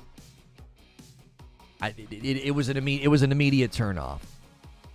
Immediately turned me off to the game. I'm not, like, if you beat the game and you still think it's terrible and I didn't like it, to be fair, you are probably an insanely small minority. Seriously. Seriously, you're an insanely small minority. I highly doubt there is a giant quantifiable number of people who played Breath of the Wild, which is a huge game, all the way to completion and just grinded their teeth the whole time. I freaking hate this stupid weapon system, and I still hate it. Like, I don't think there's that many people that did that. I think the people that disliked it didn't make it past the first 2 hours. I just don't think it added anything to the game. Well, and the thing is that conclusion to me is weird because there are so many things that are that orbit around it. I didn't say any of that. Okay, I obviously went hyperbolic in my summary. You said they don't like the mechanic after beating the game. I'm here to tell you that I don't think there's that many people who had a dislike for the mechanic and beat the game. I don't think those two Venn diagram circles overlap. I think there's a big circle of people who beat the game, and there's a big circle of people who dislike the mechanic, and it slightly overlaps. It's like, yeah, there's a small number of people who did that. They're like, I really don't like this mechanic, but dadgummit, I'm a Zelda fan, and I'm just going to keep going. Yo, what's good and now your mama knows? I just don't give Nintendo my time because they won't step up their hardware, which limits their third-party support, and their first-party games seem to be more directed towards kids. Yeah, I mean, I have no problem with somebody saying, I demand this level of performance from my games, and the Switch can't give me that. I literally bought my kids a Lego Marvel game, and because it was on sale, and we played it for 20 minutes. I'm like, why the frick did I do this? It runs so poorly. Like, the loading screens are atrocious, right? I was like, why did I do this? I have a Series X and a PS5. What the frick am I doing, right? I have no problem with somebody saying that. But I don't think the platform appeals to children. I think it's been too commercially successful. Their market saturation is insane. They make all the other consoles in the market look like a joke. They just do. And I don't think you can be like, yeah, lots of kids bought it. I think their broad market appeal reaches children, which likely aided them in their market saturation. But I also think the minute you go to Asia, they don't care about a lot of the things that we care about. I was literally watching the Nintendo Direct on speakerphone with Creature, and I was like, every time they do these Nintendo Directs, I was like, you know these guys are filthy rich. You know they're incredibly wealthy. Why do their suits always look, kind of disheveled? Why does their hairstyle always look like they just rolled out of bed? And he's like, because they don't value that stuff like we do. And I was like, huh. Like, when someone presents in the West, they have on, like, designer clothing, and they had someone do their makeup, and they had someone do their hair.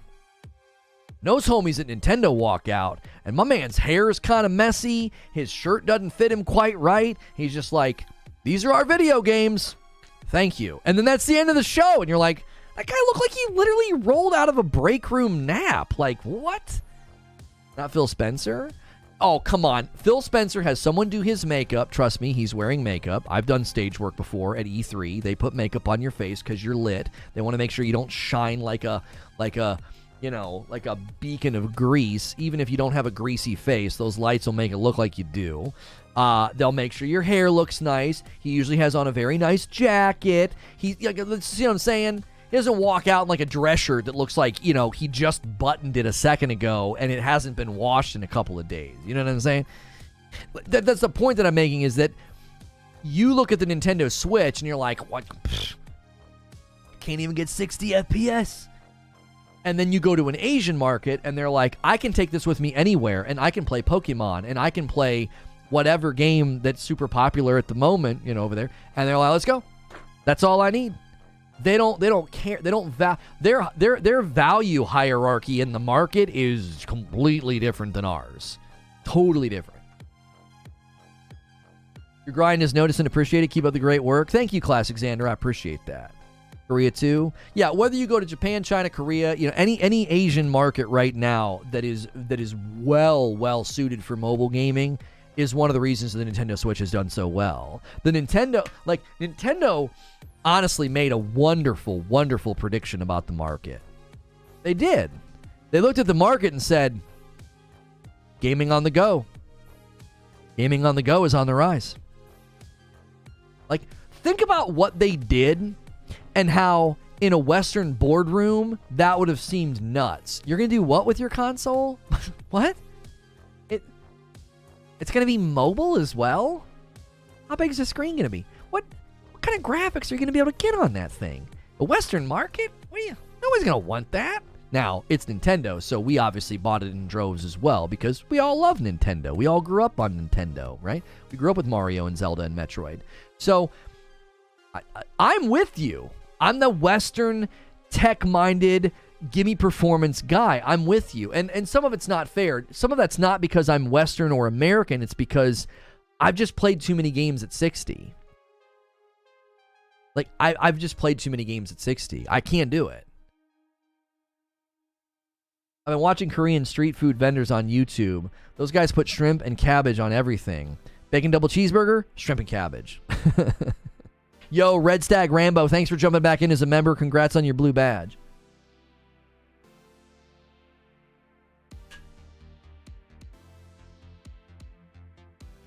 The Nintendo Switch is not sold at a loss. The Nintendo Switch has never had a price drop. They have sold over 120 million Switches. They never drop price on first-party titles. Yeah, I mean, they are literally a it's a revenue-generating machine. It's remarkable. I have mad respect for Nintendo and what they have done with their property. Yeah. Fires of Rubicon will fail? What is that? That is not my... That is not my video. That is not my video. Creature is lying with that thumbnail.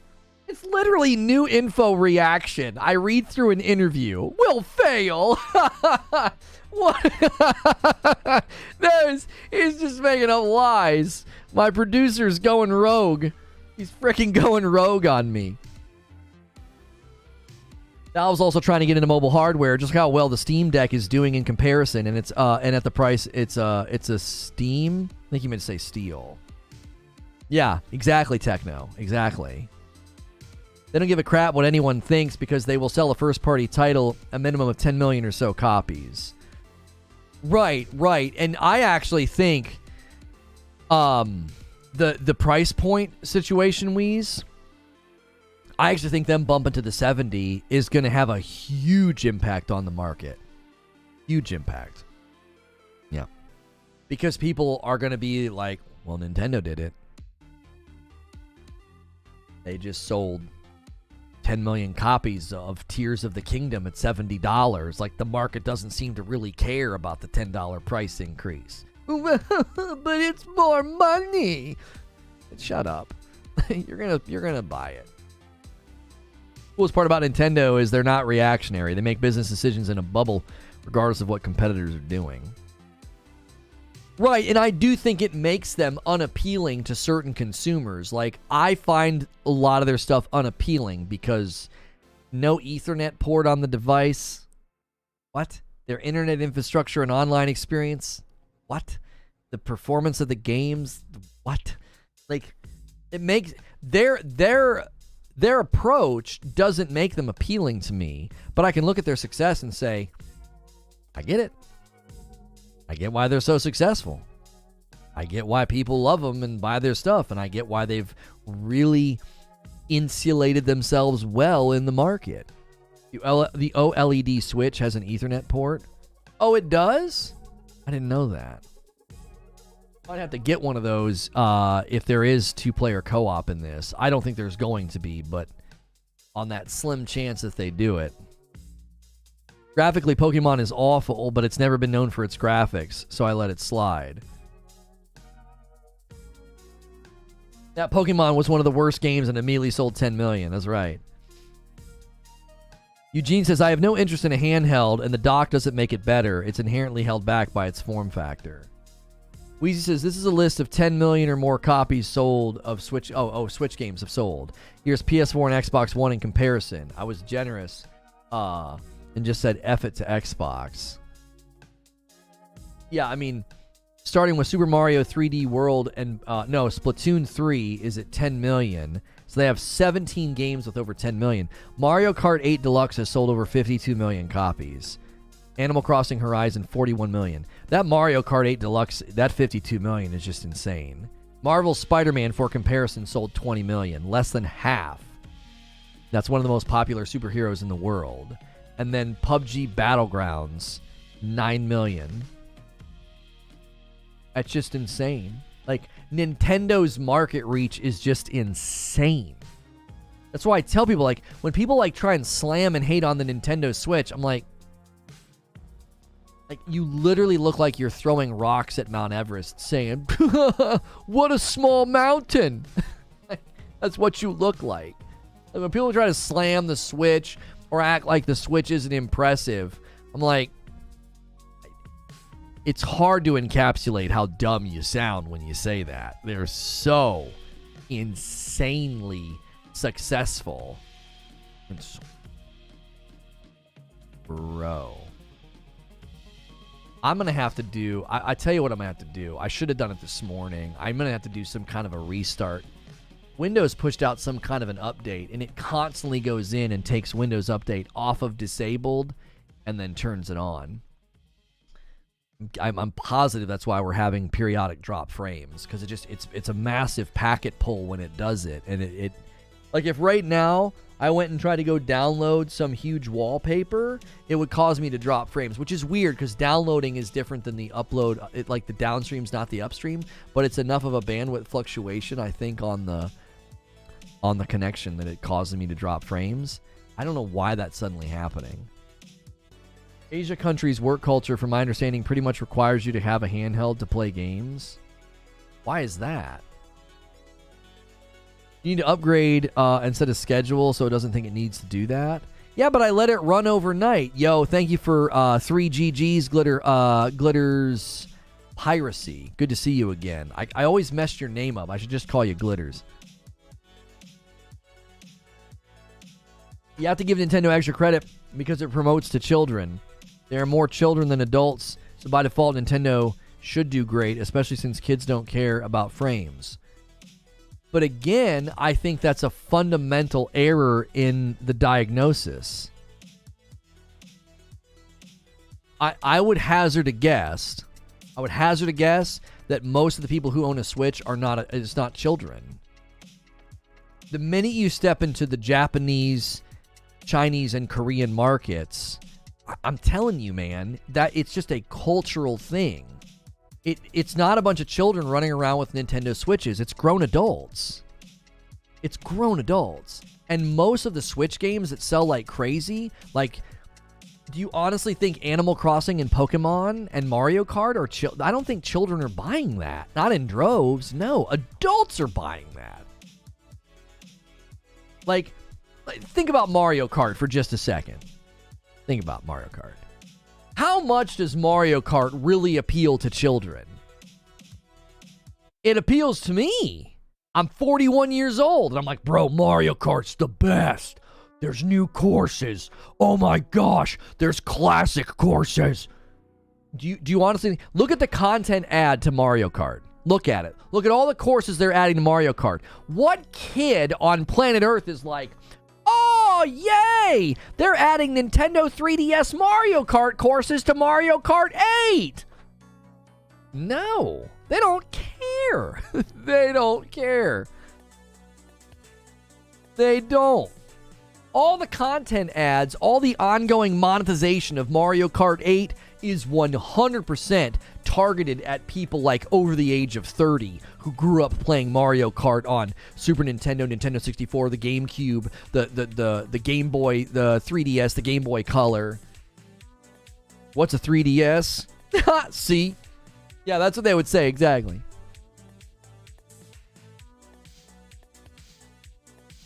Contrary to popular belief, the average Nintendo player is 20 to 40 age with a specific spike for 22 years old. There you go. The stats don't lie. The stats don't lie. The majority of people who own it. Is this it? Here you go. You ready to be wrong, cowboy? You know I like you, but you're about to be very wrong. This is a stat dunk right here. This is a straight stat dunk. All right, hang on. This is direct from Nintendo themselves.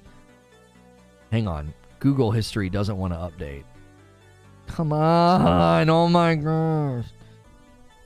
Google Chrome did something, and now my history takes an eternity to update. Like, I open it on the streaming browser, and then I come down to the gaming browser. It takes so long. It used to be like instantaneous. All right, here you go, cowboy. Hang on. There. That's the age breakdown of the Nintendo Switch. You see how incredibly small the child sector is compared to 20, boom, 22. And then look at this giant mountain up to the 50s. Look at that. Look at that ocean of people. This right here is coincidentally shaped like some giant monster that could eat this little section over here for frickin' breakfast. The Nintendo Switch is not marketed to, purchased by, or consumed by children. How is that in the USA? What difference does it make? That like as I've said many times, like the Nintendo Switch and the Nintendo brand is globally dominant. Who cares about the US stats? Like we're a fraction of the pie when it comes to their products. Similarly with PlayStation, we sit in a similar status. Like, this is global. Like, what difference does America make in this grand scheme?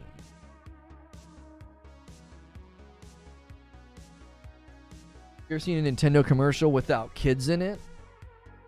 Yeah. Yeah, I have. Are you kidding me? Let's see. Nintendo Switch Lego commercial. There was a Lego Nintendo game. Let's just go Nintendo Switch commercial. Nintendo Switch commercial.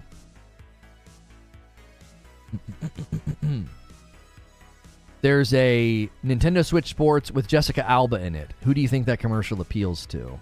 Right? Now, I'll grant you this. They do pull at the family heartstrings in the UK and America. Here's a commercial with a family getting together for Christmas, and they're all playing the Switch together, right? No doubt in my mind that, yes, in America and in UK culture, they're appealing to families, especially around the holidays. Gather around the Christmas tree, kids. Let's bowl. Let's try to beat Grandpa at bowling, right? Like, I'm not going to deny that this type of marketing does land in our market because that's who's going to buy and play it. Families, right? Adults, right? You know what? I'm going to move over to YouTube. Same username there. Oh, I'm so sorry. I'm not interacting with. It's so hard because the tickety talk is kind of dead today. It's Reforge Gaming. Reforge Gaming, Pyrus, Glitters. Reforge Gaming. Here's an Amiibo commercial with teenagers. I need to get on YouTube. First look at the Nintendo Switch. Here you go. All right, cowboy. Let's just look at this. This is called First Look at the Nintendo Switch. Let's see who this is marketed to. All right. Let's see. That's an adult going out with his dog and playing Breath of the Wild. Right? Sitting there ignoring his dog. His dog just ran away. He's so locked in. Okay. Oh, somebody on a plane. Let's see who it is. That's an adult. How many kids are taking international flights with their girlfriends and sitting down? Hey, let's play some video games together. Right? Pretty tall kid. It's a pretty independent kid right there. Look what he's playing. Skyrim. How many kids give a frick about Skyrim? Right? Well, the guy's asleep next to him. Okay, here we go. It's time to go to the office. Oh, I'm still playing in the car. Oh, now I can play at home. See what I'm saying? Like, I don't know. I just don't even think you can substantiate it, even in the West, even in America, even in the UK, where the demographics are different. Here's Mario Kart. Who are they appealing to? This is a college age road trip, right? I'm telling you, like, yes, there are commercials with children. Yes, it appeals to families, but that's not what I'm seeing here. These guys are hooping it up. These are adults, and they're going to challenge each other to a game of Pokemon. Just kidding. I would be interested in how well sports games run on the Switch. As an adult, I haven't seen a kid yet. Oh, that was such a fun game. She's looking outside. She's like, should I go outside and see my friends? Yes, I will, but I'll bring my Switch with me. I'm going to show these bitches what I'm made of.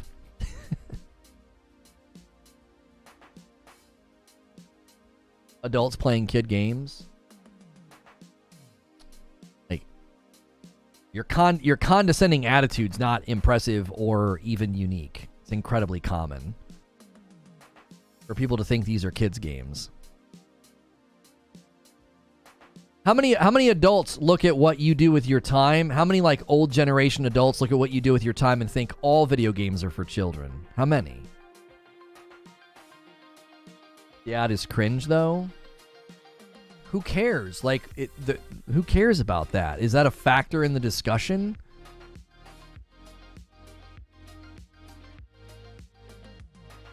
Imagine playing video games and transporting yourself into a fantasy land and acting like you're not also doing something that is inherently childlike, right?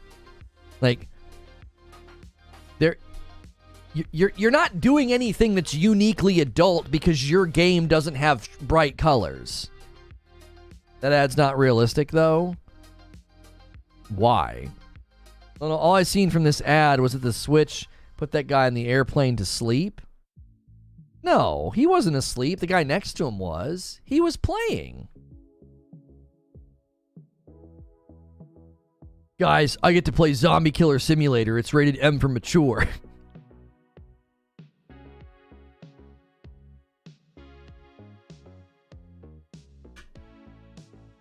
Imagine your life's so great you don't have to escape to another reality to get a break from it. Couldn't be me. Let me see you. Is this you? Is that you? Yes, that's you, Glitters. That's you. I clicked on your name over on the Tickety Talk. Good to see you. I don't know.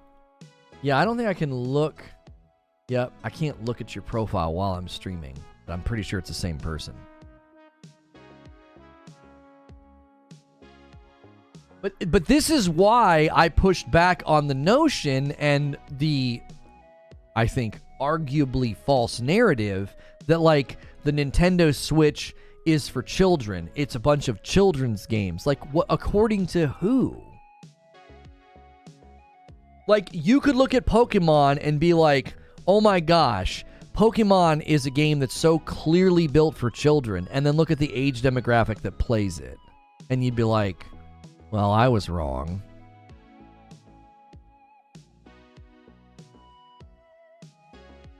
You know what I mean? According to the rating system? Well, what's that supposed to mean? So if a game, do you think that's a broad reach axiom that you can apply consistently? That if a game is not rated mature, it's for children? You think that that's true? That mean like all of the Avengers movies are basically for children because they're not rated R? Like, can we apply that like across a wide spectrum of content? When the Switch was released, I used my kids as an excuse to buy it. I probably put the most time into the household. Yeah, Dad doesn't have a bedtime. That's right. Neo Conquer says, yup. Like, with as much respect as I can muster for a really bad position, it's a pretty bad position. That's demonstrably false, homie. Like, you can literally demonstrate that that's false. How many amazingly complex and challenging games are not rated mature? How many? You know what I'm saying? Like, there are so many games that are not rated mature. You do know that, right? You do know that the lion's share of games actually break down as to not being mature. So those are just all children's games then. Distribution of gamers in the United States. 24% are under the age of 18. So that means 76% are 18 and up. So 3/4 of the gamers in the United States are not children. 3/4. The Nintendo chart is not much different from the average gamer spread. Right, it's a very similar breakdown. Exactly, Paul.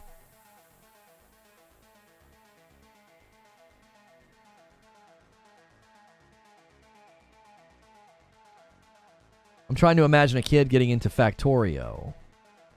I just think the sales of the Switch is good because Nintendo remote their games to be kid-friendly. But why does that lead to their success? Like, if you're doing market analysis, Cowboy, what you have said isn't demonstrable. You can't substantiate that. Oh, Nintendo sells like crazy. Why? Well, they promote their games as kid-friendly. What? But then why do their age demographics break down like this? Like, if what you're saying is true, that doesn't make any sense. So all of these people bought it because it's kid friendly?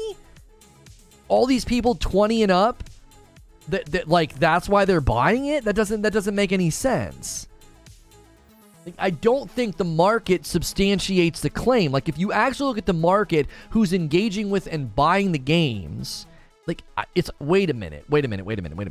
They're kid-friendly, and that's why all these people buy them? I'll be honest with you.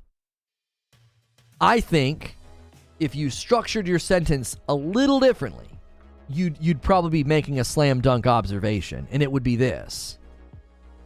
I think Nintendo's popularity is related to price point and approachability of their games. It's not that they're made for children. It's not that they're kid-friendly. They seem very approachable and fun, and that's what people want to do. They want to have fun. They want to race a Mario Kart. They want to capture a Pokemon. They want to play a board game with their friends called Mario Party. They're approachable. It's not about like, they're kid-friendly. They make them for kids. Yeah, well, then why does 75% of the people that buy it are not children, or the people that even they're playing? They're not. These aren't even people buying. These are also people playing. The console. Yeah. Price point for the console.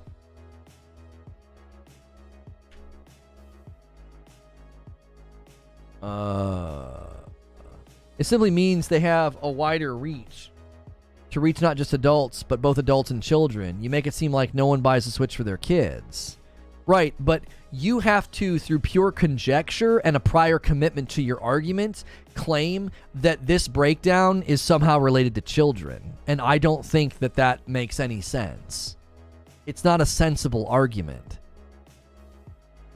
To look at this age breakdown and to argue from the position that you've been arguing, for your argument to stay intact, you'd have to, purely through conjecture, not through deductive reasoning, just presume that, like, yeah, most of these people bought them because they have kids or want to play with their kids.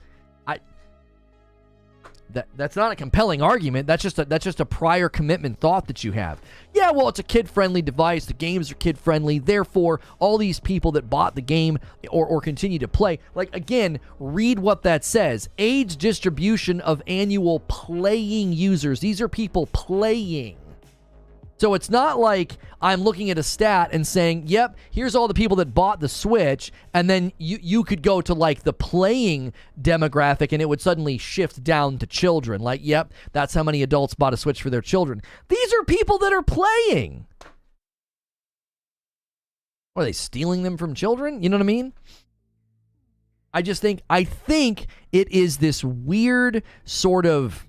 It's like people that say, yeah, Fortnite's a kid's game. A bunch of kids playing Fortnite. I got news for you. That's not true. The age breakdown is a lie, and I have it on good authority. You made it up. What's your good authority? This is direct from Nintendo Switch. This graph is from Nintendo. You think I whipped this up in Photoshop while I was waving my hands around and arguing with you?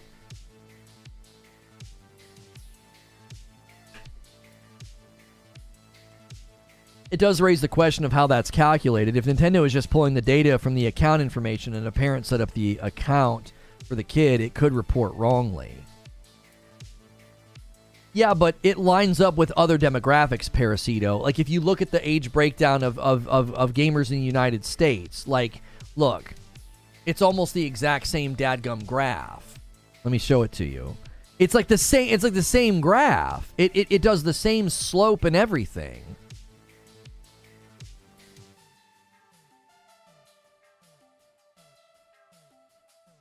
Okay, so you see how it slopes? It's like, okay, right there, and then big up, and then it slopes down. Miraculously, it's the exact same sloping pattern when you say distribution of video gamers in the United States in 2022. It's like, okay, 24% are under 18. That means 76%, an overwhelming majority, 3/4, and look where it spikes. It spikes in the exact same spot. Stands to reason you now have corroborating data to say, yeah, most gamers are adults. Most people spending money in games and playing games are adults. Worldwide. It's not, the Switch is not some kid-marketed, kid-friendly, like, yeah, that's why they're doing so well. It's marketed to kids, or it's just a bunch of kids' games. No. I'm not saying it is wrong, just that it could be off by a standard deviation or two based on demographics of who has children. 20-year-olds are going to set it up with the user's legit age. Sure.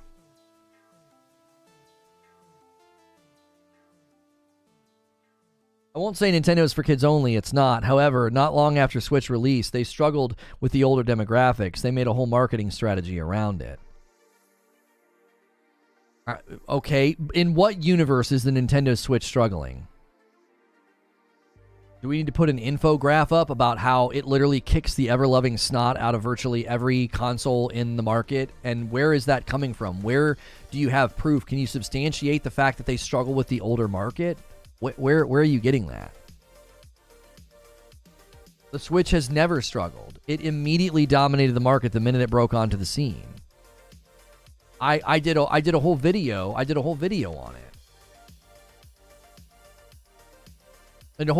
it. I watched a data is beautiful video. The Nintendo Switch has never once faltered in its market dominance. Not once since it's come out. It has been a leviathan from the minute it hit the market. It hasn't struggled. It hasn't like made a misstep or nobody has ever unseated it. It's God. It is king. Like, I did a reaction to the Data is Beautiful, video. It is king. It is God.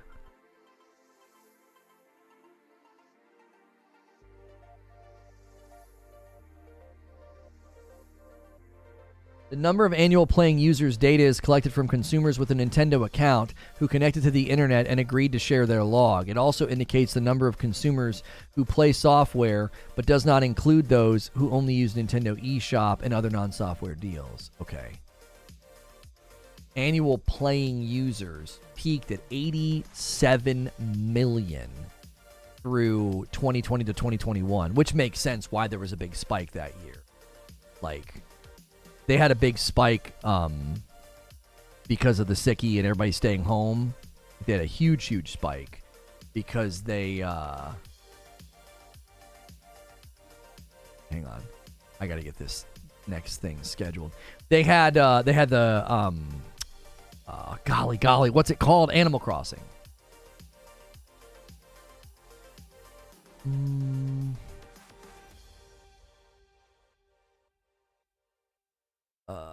Give me 1 second, chat.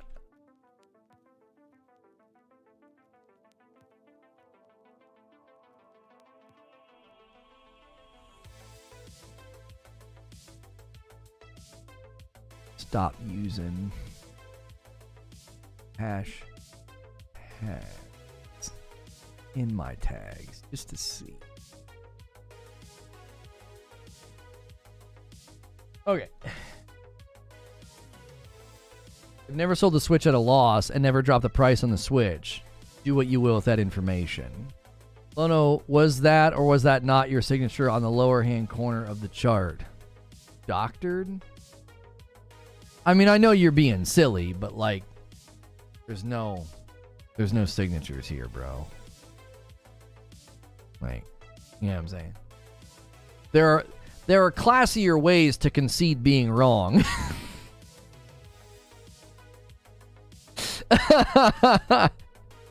There are classier ways to concede being wrong. The only thing that has sold more units was the PS2, Nintendo DS. Current gen isn't even keeping up. Next closest is the PS4. Thought it was your signature? No, these are literal screenshots from like Nintendo briefings. Like the users arc here. This isn't my image. This is from a Nintendo thing.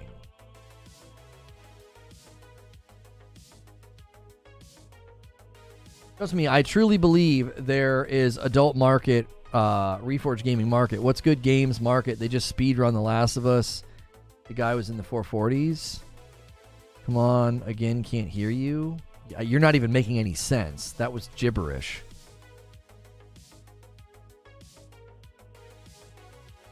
Why you take it off the screen so fast? Your word, we're going to see that it's faked.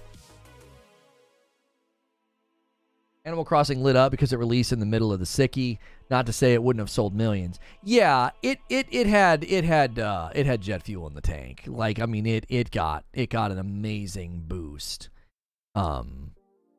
It did. Got a huge boost from that.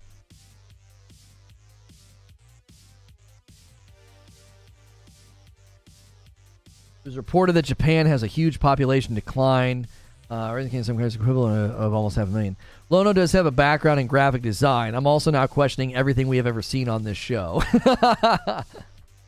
Yeah, I just cook up graphs and stats. Like when my hands are down, I'm just like I'm like Doctor Strange or like Data from Star Trek. You know, you just can't see it. You can't see me doing it. The Tiki has a widget that shows live streams on iOS now. What's good, Masterclass? Yeah, we've had a terrible turnout today. Every day I touched Hogwarts, we did amazing. Well, we have almost 2,000 likes. We weren't doing so well. I just stopped looking because like no one was here, no one was talking. I almost shut the stream down, but there was enough people listening that I just kept it up.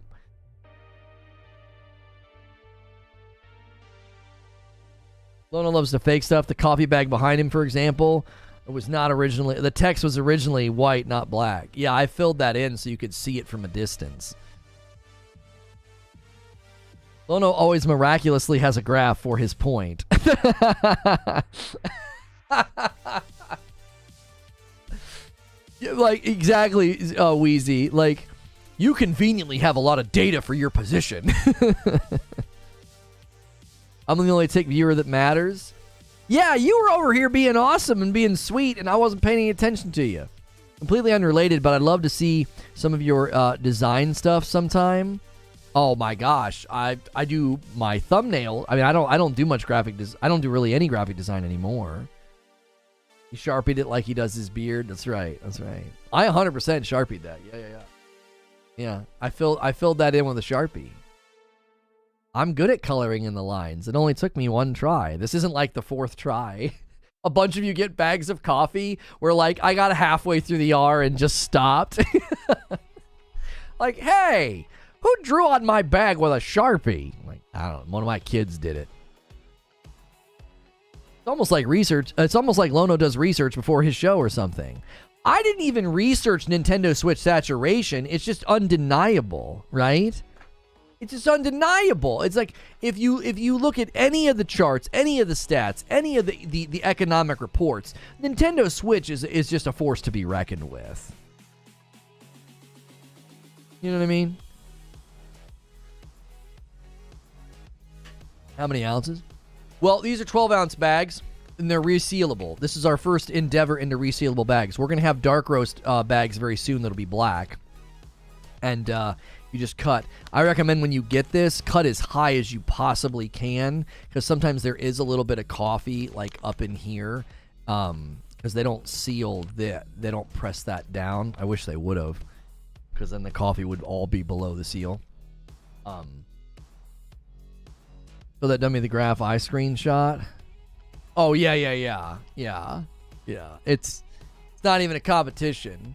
Hang on, I'll pull it up in a second.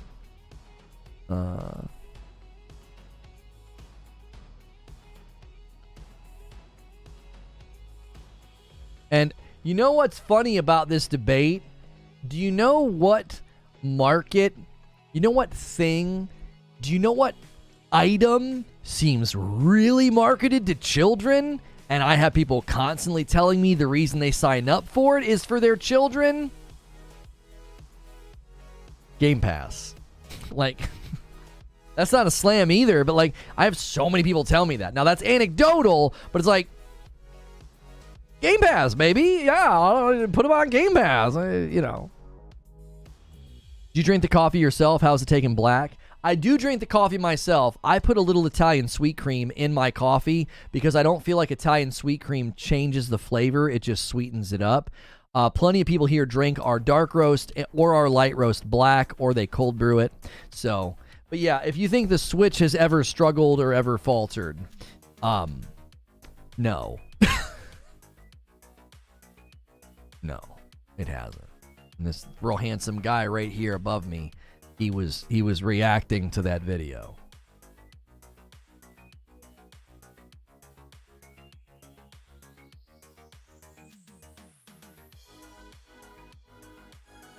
If you drink light roast, you're a kid. The dark roast is for adults. It was the reason I initially picked up Game Pass. My kiddos were getting into games, and it was a great way for them to try different games without breaking the bank. I got Game Pass for my girlfriend because she doesn't stick with one game. Best money saver ever. Yeah, Game Pass is an amazing value. But, like, to posture or to predict or to, like, oh, come on with the freaking frame drops. Oh, my gosh. I swear, if Windows Update's running again, somebody's getting punched. I think this is YouTube today. Yeah, it's YouTube. Windows Update's not running. I'm gonna reset my computer tonight. I'm gonna reset my router. I'm gonna try and do all that to see if we can't alleviate the random frame drops. I feel like yesterday it happened and the chat freaked out, and I feel like it's YouTube. Like, I don't think it's me, but I'm gonna double check tonight, like reset everything, because yesterday I dropped frames, and at the exact same time that I dropped frames, people were like, "Oh my gosh, the chat's broke." Hey, Lono, hope you're doing great. Not sure you remember me from back in the day, Miss Unruly Brit or Brit. I remember you. Yes, Miss Unruly Brit. You hung out with that crew that would raid all the time in Destiny. Thought about you recently, just checking in. I appreciate that. I hope you're well. Of course I remember you. It would be odd for me to not remember somebody's name that was around as much as you were, especially back then. You know who else is broke? Children. Boom. Game Pass is for kids. Checkmate. YouTube had all sorts of issues yesterday. Yeah. Seems to be having issues again today. I don't know. It always makes me a little worried because it's a similar bitrate problem that we used to have on AT&T. So it makes me want to reset the router and reset my computer and just, double check that it's not something on my end that's just periodically hitching. Tears of the Kingdom is going to be the Switch's first $70 game. I believe that is correct, yes. I guess I'm a broke child because I love Game Pass. Wheezy is intentionally making a very bad argument. It's for the lulz. You remember somebody in chat, but you can't remember who gave you that monitor. I see how it is. That is so unfair, Murph. It's so unfair. You guys have been so generous over the years. It's hard to keep it all straight. What's been sent and who sent what. Deathwish coffee tastes like burned dirt. Yeah, if you compare my coffee to Deathwish, other people will tell you ours is extremely smooth, no acidity, no bitterness. The balanced acidity is one of the reasons people like our coffee so much. You go to Starbucks, it's going to taste burnt. You go get Deathwish, it's going to taste burnt and it's going to taste bitter. Now, some people like it that way. That's not a slam. There are people that absolutely love that burnt, strong tongue lashing from their coffee. My coffee ain't going to do that. Is that with another YouTube brew? No, I don't think so. I mean, there may be like YouTubers and stuff that work with Deathwish, but am I a heretic for drinking the coffee pods? I don't care what you do. How long have you been running this channel? This channel was initially born as a side channel purely for gameplay. I have a much larger channel than this. Well, it's not much larger anymore. I have a channel that's close to 50,000 subs. And we had to walk away from that channel because I spent 5 years covering a game and we no longer cover that game. And so it made that channel just a dead lame duck. And so we used to come over here so I could play other games. And so that's why we called it gaming. It was just a gaming channel. And so in September of 2021, we decided to move the live show over to this channel, and it only had about 5,000 subs at the time. And we have obviously since gotten it we're right on the doorstep of 25,000 subscribers, which is a huge milestone for any channel. And we primarily stream here. What game? Destiny. And the other really big channel, we have nuked and deleted all of the content, and now that channel is on an upswing. It should be able to hit 50,000 subscribers this year, but it's purely uploads. It's reaction content, it's shorts, it's like really quick news briefings. So it's a very, very different channel than what we do here. Here is primarily live discussion reaction style content. I've got a video today on this channel that'll be uploaded. It is about it's a big 18-minute long interview about Armored Core, and I read through the interview and just kind of give my commentary. It's a bunch of great new information from software about Armored Core. So I drink 2 to 3 cups of it. Sometimes it doesn't even affect me anymore. I've got an issue. Good blonde roast. Deathwish is good. Just got to be ready to get cracked out. Oh, Abe stopped. Oh, you stopped drinking it because it had too much caffeine. Oh, the Deathwish. Yeah. Fun side note. Today is Reforge Rundown's birthday. You should all show it some love for the occasion. Oh, is today the day that I made that channel however long ago? Was that 9 years ago that I made that channel? Was it 2014? Or 2015, I can't remember. It was I think it was 9 years ago. I like to drink coffee for about 5 hours each day, and Deathwish just had me wired. I'm a caffeine fiend. I drink about 2 pots a day. Oh, 8 years ago. Okay, 8 years ago. Well, right now we're having a sale on our holiday blend. You can go to reforgeroast.com or use the coffee link below or the coffee command in chat. This is the Frickmas blend. This is one of our more popular blends, and you can get 20% off right now. It's a really nice discount. You use code GETFRICKED. Get Fricked in February is something that we do to move through that final inventory. You can get 20% off. I found a new chart that I put into the Discord. Oh, I didn't even notice that you put Reforge Roast at the top of it. That's funny. That's funny. Hang on. I'll show it in a second. We need to be in the Discord. Do you have a video on Jedi Survivor gameplay? Yeah, it was an upload on this channel yesterday. It should have hit your feed. It should have hit your YouTube feed. Yeah. Hang on. I'm trying to do something. Wonder if I... There we go. Just got here. Hello and happy pizza day, Roddy. Happy pizza day? It's pizza day? Is that something? I didn't know that was a thing. Let's do that.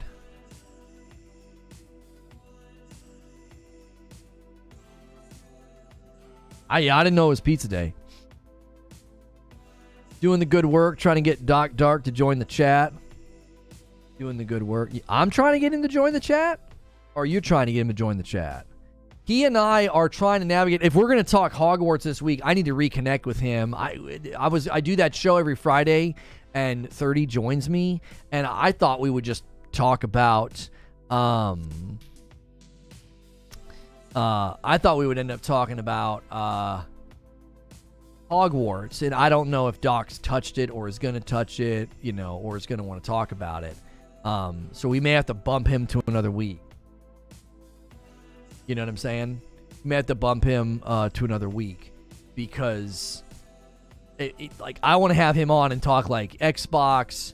The acquisition is got a bunch of stuff going on, and I almost covered it this morning, but thankfully Tears of the Kingdom saved me from having to talk about that. I don't particularly like talking about that subject. Yeah. Thursday's pizza days? I don't know. I've never heard that. Where are we on the like count? We're kind of in a weird place with Nintendo. We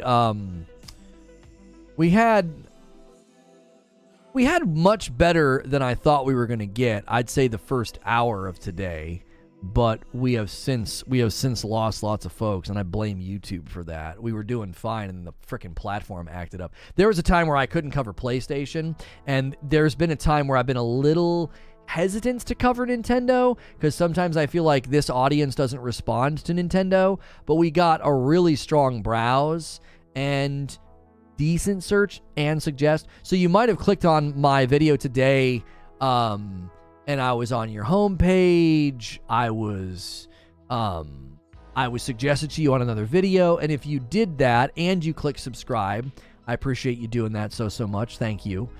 We have gained some subscribers today, some new folks. We've also gained some members. We're 4 away from the daily goal. Every time we hit 25, I have to gift 5. So that counts even if we hit like 50, 75, and so forth. So we're very close to hitting that. And we have not sold any coffee today, so who wants to be the first coffee order? Use the link below or the coffee command in chat. Appreciate you guys supporting. But there was definitely a time where I felt like, I can't cover Sony stuff. And I kind of feel that way with Nintendo. I do feel like this audience doesn't respond super strongly to Nintendo. And it makes sense, right? Like, Nintendo games appeal to a demographic, and I'm typically not appealing to that demographic because I don't play lots of those Nintendo games. I don't play Pokemon. I don't play a lot of the first-party Nintendo titles. You know what I'm saying? Like Mario and stuff like that. Yo, what's good, Doc? You're flexible? Yeah, I was thinking that, like, me and my man 30, he and I do the stream every Friday, and I was gonna have you join us and have like a three-man show. But I think we're gonna be talking Hogwarts this week, and I was just thinking, I was like, I got a feeling he ain't playing that game. Like, it's probably not in his wheelhouse, right? It's like, if you are playing it and you do want to talk about it, come on. Like, we can have you on more than once. You know what I'm saying? I don't know much about Hogwarts, so I'm okay if you want to bump me to next week. Why don't we just do that? Because I know 30 and Still Gaming, my man Mike has been playing a ton. I'm going to be playing more in a little bit here. And it's like, I think it'll be a good show. I'm not quite sure what the POV of the show will be. Is it just going to be us debating it, reviewing it, or whatnot? Because I did my first impressions yesterday, so either way, okay. What's next week? Next week's 17th. Are there any big releases next week that would interfere? Are there? I don't know if there are. The 13th is Perseus. Wanted Dead is next week. Oh, Returnal on PC is next week. Wild Hearts is next week. And then Friday. I don't think there's anything on Friday. I don't think any big games release. Mike needs to be on the show. An intervention is required. He's been glued to the game. You can check out the Metroid Prime remaster. Am I the only one? I don't know. I feel like I'm the only one that looks at Metroid Prime and doesn't care. Like, it didn't hook me at the time, and I don't care about it now. I want a Metroid game. I want a Super Metroid sequel. And I know people are going to point to some other... No. I want a Ori and the Blind Forest, Hollow Knight level quality Metroid game. That's what I want. And Metroid Prime is like... It's a shooter. And they called it Metroid Prime. Like, I know. Metroid fans are going to say, no, it's interpretive, just like Breath of the Wild is interpretive of the original Legend of Zelda, and like the mechanics and the Metroid-like abilities are there. I don't care. You know why they did Metroid Prime, the history behind it? No, I don't. I do not. It just immediately turns me off. I'm like, that's not what I wanted. It was like when I was playing Metroid Dread and it got stealthy and sneaky. I was like, bro, I want Ori and the Will of the Wisps and Hollow Knight like jammed into a Metroid game. Like, can you give me that? Like, of all of the games, of all the companies to nail a Metroidvania, why doesn't Nintendo have an amazing Metroid that is a modern interpretation of Metroid with all of the greatness that we've gotten from amazing Metroidvania titles like Ori and Hollow Knight? I don't know. Too long didn't read. Metroid as a franchise was essentially dead. It doesn't make money. So Nintendo, in a rare move, allowed another studio to develop Metroid Prime. Really? I did not know that. Why are games inspired by Metroid better than Metroid? It's criminal. I know! It's like, come on! Silk Song's coming this year. We have that to look forward to. I'm 100% with you. Keep putting out 2D Metroids. I never got into Prime either. Love Super Metroid, Fusion, and Dread, though. Fusion was my jam on the Game Boy Advance. Yeah, I've heard good things about Fusion. And Dread was like a sequel to Fusion. Metroid games don't sell, unfortunately. It doesn't make sense to me. Metroidvania is literally the word Metroid and Castlevania smashed together. And you can't, in this market now, I'm not talking about back then, I'm talking about now. In 2023, they can't nail a Metroidvania? It's true they don't sell well? Well, I think Metroid Dread can stand in the room and say, everybody sit down and be quiet. We're back. We can sell Metroid again and do well. Was not Metroid Dread commercially successful and like won awards? Metroid Dread is the best-selling and highest acclaimed Metroid game of all time. So, thankfully, as much as I didn't like Dread, I know it would have grew on me and I would have liked it if I would have stuck with it. Dread can then be the comeback that Metroid needs. Let's do next week if possible. I'm good. Let's do that. Let's do that, Doc. Seriously. If that time slot works for you, Halo, what video is that? If that time slot works for you, Doc, and anytime I have a topic that I think would be good, we'll talk, because that'd be nice to periodically, like if my man Mike's out of town, or we're like, no, this would be a good topic to have Mike on. This would be a good topic to have Doc on. You know what I'm saying? Like up until Metroid Dread, Prime was the best-selling Metroid game. Really? think the overall impression was that Dread was a rock-solid foundation and could be built upon for future installments. Yeah, the only problem with that is they're going to keep building Metroid Fusion-style, Metroid Dread-style games, and I don't like that. I want a Metroidvania. I want it to feel like Ori and the Will of the Wisps. I want it to feel like Hollow Knight. That's what I want. I want the games that have been inspired by Metroid to retroactively inspire. Send us a logo, though, please. We don't need his logo. I want his face, not his logo. Like, his logo is like a turtle with like a thing on the side of it. I need his face. I don't even know if we need his logo for Friday. We don't do that. We just throw up a regular thumbnail and people show up. We've not been doing that with... Oh. I know why he wants the logo. I'm stupid. We do. We need your logo. I'm an idiot. He wants to do the overlay. I'm dumb. I will need a decent res PNG logo. Hey Lono, how many people would you need to commit to kickstarting a whole bean dark roast delivery? How many people? I mean, Zubair, it's so much money and it's so much coffee.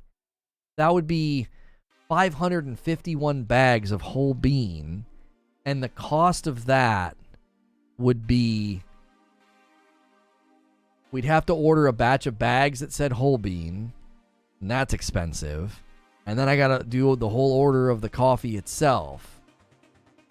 We're not in that theater right now. We're just not. You're asking an indie studio what it would take to build Elden Ring. You know what I mean? It's just out of our reach. It's so out of our reach. I don't even want to crowdfund that. That makes me uncomfortable. That would get really uncomfortable if y'all were throwing big money at that. Let's say Abe commits to buying 500 bags. I just don't know. I don't know, man. That immediately makes me feel skittish and apprehensive and uncomfortable. That's a lot of friggin' money. Even with Dread doing amazing for a Metroid game, it still hasn't cracked 4 million or so copies sold. This is why Prime has so much love. Abe says, I draw the line at 400. Put the beans back together yourself. Each bag is a simple jigsaw puzzle. That's actually really funny. Like, as I read it, I was like, this is pretty funny. But the jigsaw puzzle really landed the plane. That was good. That was very well told. That surprised me.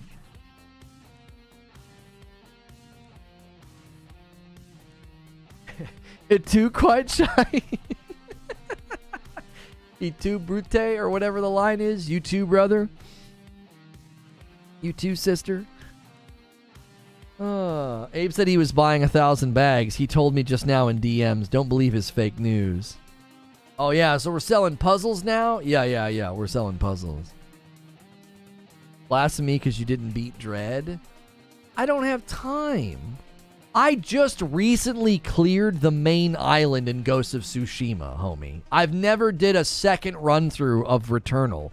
Two of my all-time favorite games. Don't get to, like, Dread doesn't get to walk in the room while my cherished games are sitting in the corner neglected. Dread doesn't even get inside the house. Does Get Fricked require a specific quantity amount for the Frickmas roast? No, you can do it on one bag if you want. If you do 5 bags, the amount of money you save basically makes the 5th bag free or the shipping free, however you want to look at it. If you buy 5 bags, the amount of money you save is a chunk. It's nice. It's good savings. I need to play Dread. From those who have played, is it worth the cost? You got to know what you're going into. It's not like a typical Metroid game. It's not a typical Metroid game. It's slow. It's got slow spots, and you know what I mean. We cannot update the game until the system has been rebuilt. In the past, when a season was delayed, we extended the previous season's activities. Unfortunately, in the current situation, we're unable to make server or the client-side updates. We're working to resolve the situation as quickly as possible. Oh, golly. Division 2's having some issues.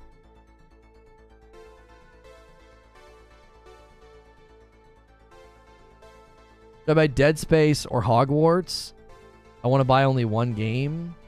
Oh, I would buy Hogwarts. Yeah, I would buy Hogwarts. No question. Atomic Heart system requirements. Minimum 30 FPS, 8 gig, 16 gig for medium and high and ultra. Bid card requirement for high, a 1080. Are you serious? Are you serious, Clark? Ultra 2070S? What? Oh, look at the resolutions. Do you see those resolutions, Wheeze? 1080. What?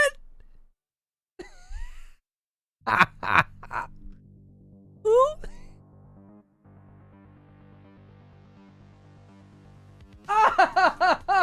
Come and play our game at Ultra. But you gotta set it to 1080? Is this freaking real? Look at this. Look at this right here. Let me get out of the way. What on earth? What the F is this game, bro? Yeah, ultra settings. Yeah, ultra. Yep, you just need all you need is a 2070 G4, 16 gig of RAM. Yeah. Oh, it's got to set the resolution to 1080. Why is that the resolution all the way across? What the frick? Hey, my man Casual Grinder, taking us over the finish line to 26 members. That's my man right there. I appreciate that. Neo Conquer, P Funk, Hank the Tank, David Ortega, and a Werewolf. You guys all got gifted memberships. Welcome. That's very, very kind. Make sure you guys get in the Discord.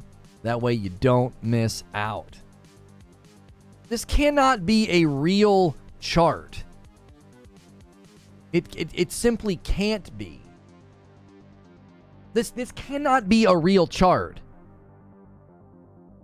I told you. They have 4K Ultra on a 3080. Seems pretty good. Wheezy. No, track with me here. Who puts out system requirements and says, yeah, if you want higher Ultra, but then they have the resolution set to 1080? That doesn't make any sense. Who's going to play Ultra and high at that resolution is not Ultra or high. 1080? That's not Ultra or high settings. That isn't. Very old. That's good. So the 1080 doesn't set off any alarm bells for you, Wheeze. You think this is good?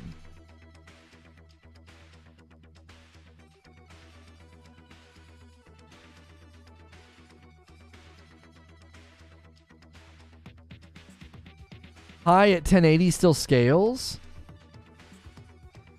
1080 is standard? What? What are you talking? 1080 is standard where? Where is 1080 standard? On your Xbox Series S, maybe.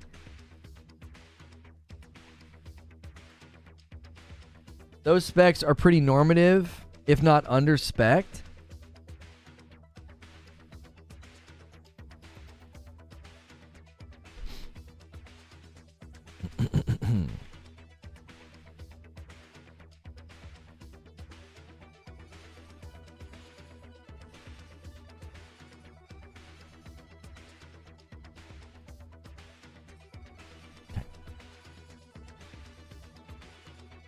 Just for comparison. Spider-Man Remastered on PC. I don't see 1080 after medium. Very low, medium. As soon as I get to very high with ratios, it's all 4K or 1440. who on earth right now is playing a game at ultra or high settings and setting their frickin' resolution to 1080? Who the frick's doing that?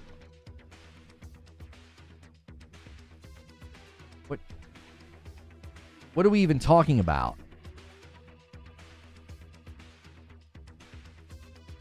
Yeah, the ultra specs for Hogwarts. It tells you what you need, which is it's substantial, but it sets everything to 1440. That's what I'm saying. Like, who does that? Who's like, yeah, man, I gotta have that ultra. I gotta have that ultra, and then you put it on 1080. Me, I don't have screens above 1080.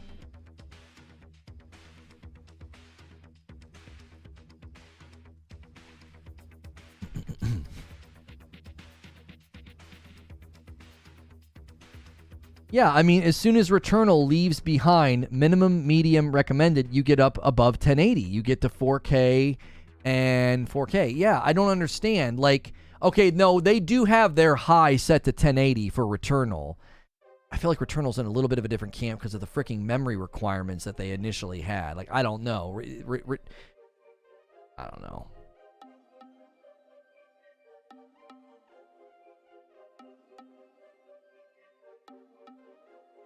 Taking them screenshots again, made by Reforge. So does Returnal and Hogwarts. Okay, I'll give you that both Returnal and Hogwarts, maybe at high, they're saying that. Like at high settings, you got to be on 1080. But Ultra? I don't know, man.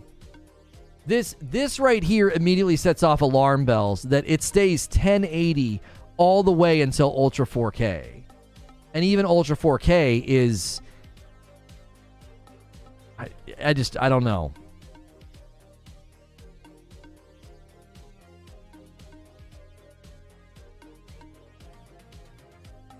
Nothing about that surprises me. Seems actually polished, TBH. Well, yeah, I said the same thing until I looked at the resolution. I was like, oh, Ultra 60 FPS and I just need a 2070? You said yourself the game looks amazing. Games don't need 4K. When have I ever said that Atomic Heart looks amazing? I've said their very obvious vertical slice full renders look amazing and like something that I won't get on my console.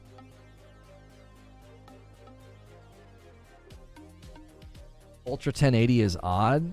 That's what I'm saying. That's what stood out to me. It's like the resolution never changes until you get to Ultra 4K. It's like you can't give me 60 1440. 1440 60 to me is like the target. That's where I think games should be landing. If you're not doing ray tracing and you're not doing 4K, 1440 60. 1440 60. I'm going to go ahead and shut down the tickety talk. It's like, who are you? Head over to Reforge Gaming on YouTube if you want to watch some gameplay.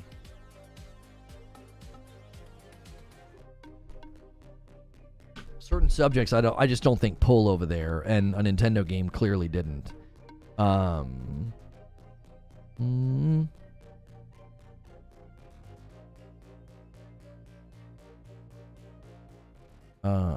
don't want that. I don't want that. Hey, thanks for the referral order over there at Gamer Advantage. Somebody used my code. Thank you for doing that.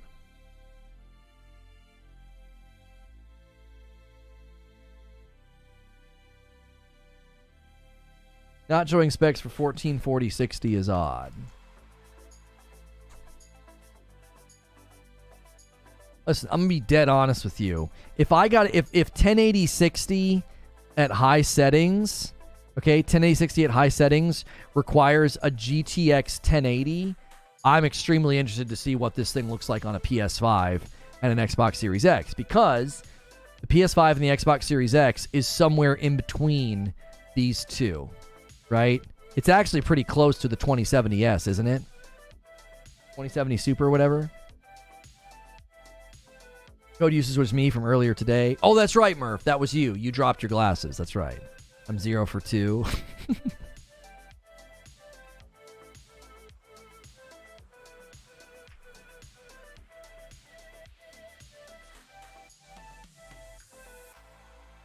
Yeah. So in my mind, it's like, okay, that means I'm going to be able to get 1440 60 really consistent then, right? On my Xbox Series X. Right? The 2070S range. Right. So that means I should be able to get this. Well, maybe not 1440 60. It's telling me 1080 60, but that's ultra.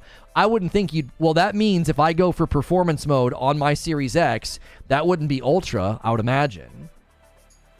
I would imagine that's going to be... like... I should be able to get 1440 60 then. I should be able to.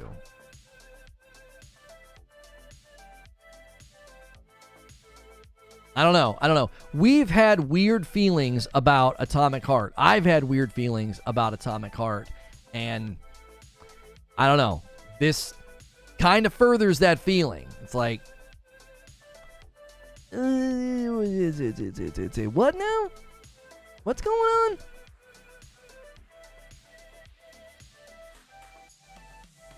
Probably room for FSR or Sony's checkerboarding to 1440. Yeah, maybe. Are you going to stream Atomic Heart? Oh yeah, I'll be playing it. I'll grab that sucker on. Game Pass.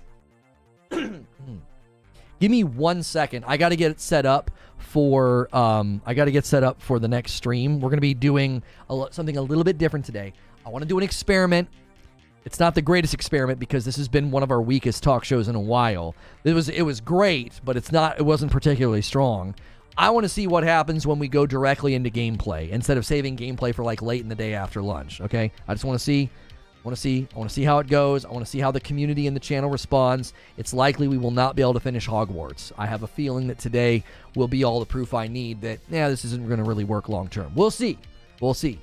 If the gameplay of Hogwarts outshines the morning stream, then that'll be a pretty strong answer. I'll be like, oh, okay. People are getting behind gameplay. We're going to do similar experiments when Diablo comes out. So if you enjoy the show and you're super loyal and you're a subscriber or you're a member and you're like, yes, we want gameplay, we want to see more games, we want to see more games taken to completion, well, today is a day to prove that, right? So try to get me to 400 likes. We only need 60 more. If you haven't smashed the thumbs up button, you haven't smashed the like button, do that for me. And give me 1 second to get set up. Give me 1 second.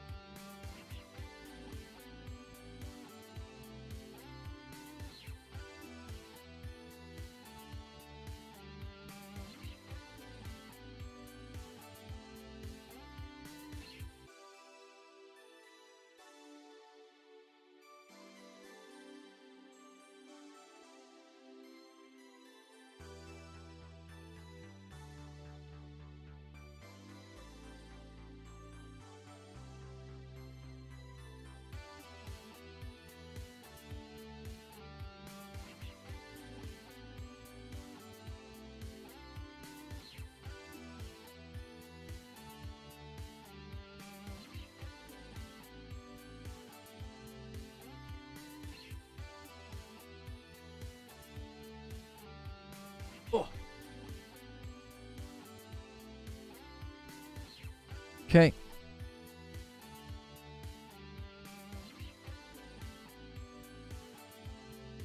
One performance mode for PS5 and Xbox Series X.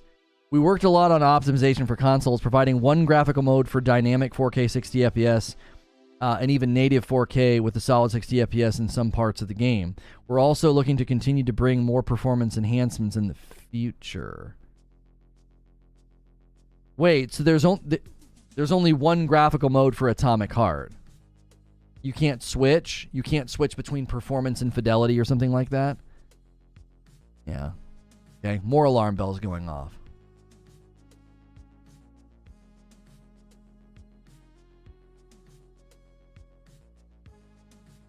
More alarm bells going off. I'm telling you. Yeah, something's going on.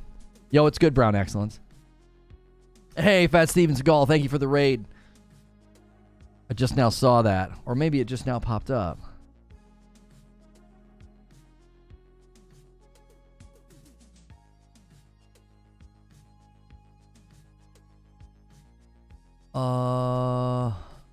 Next week too.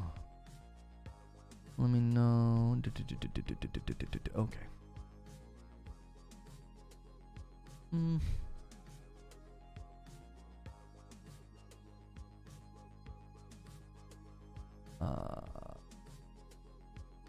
Okay.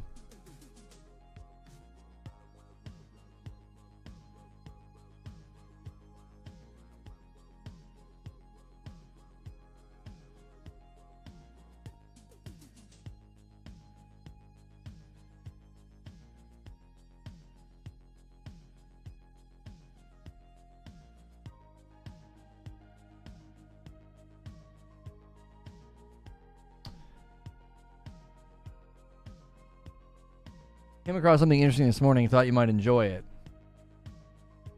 Oh yeah. Young Momoa in the Baywatch. Yeah. You honestly think I've not seen those pictures before, homie? I have a huge crush on Momoa. Like, come on. Like, I have a huge man crush on Momoa. I've seen those images. Yeah. No hair. Got short hair, no beard. Yes. All right, let me see here. Let me send the announcement out.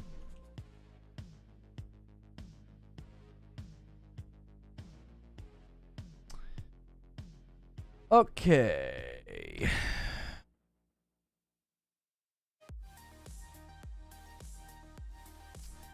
Let me go into studio mode. And do that.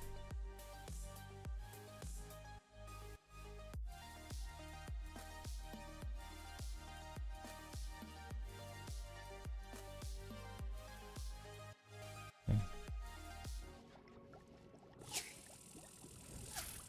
Hey, look at that. It's a snitch.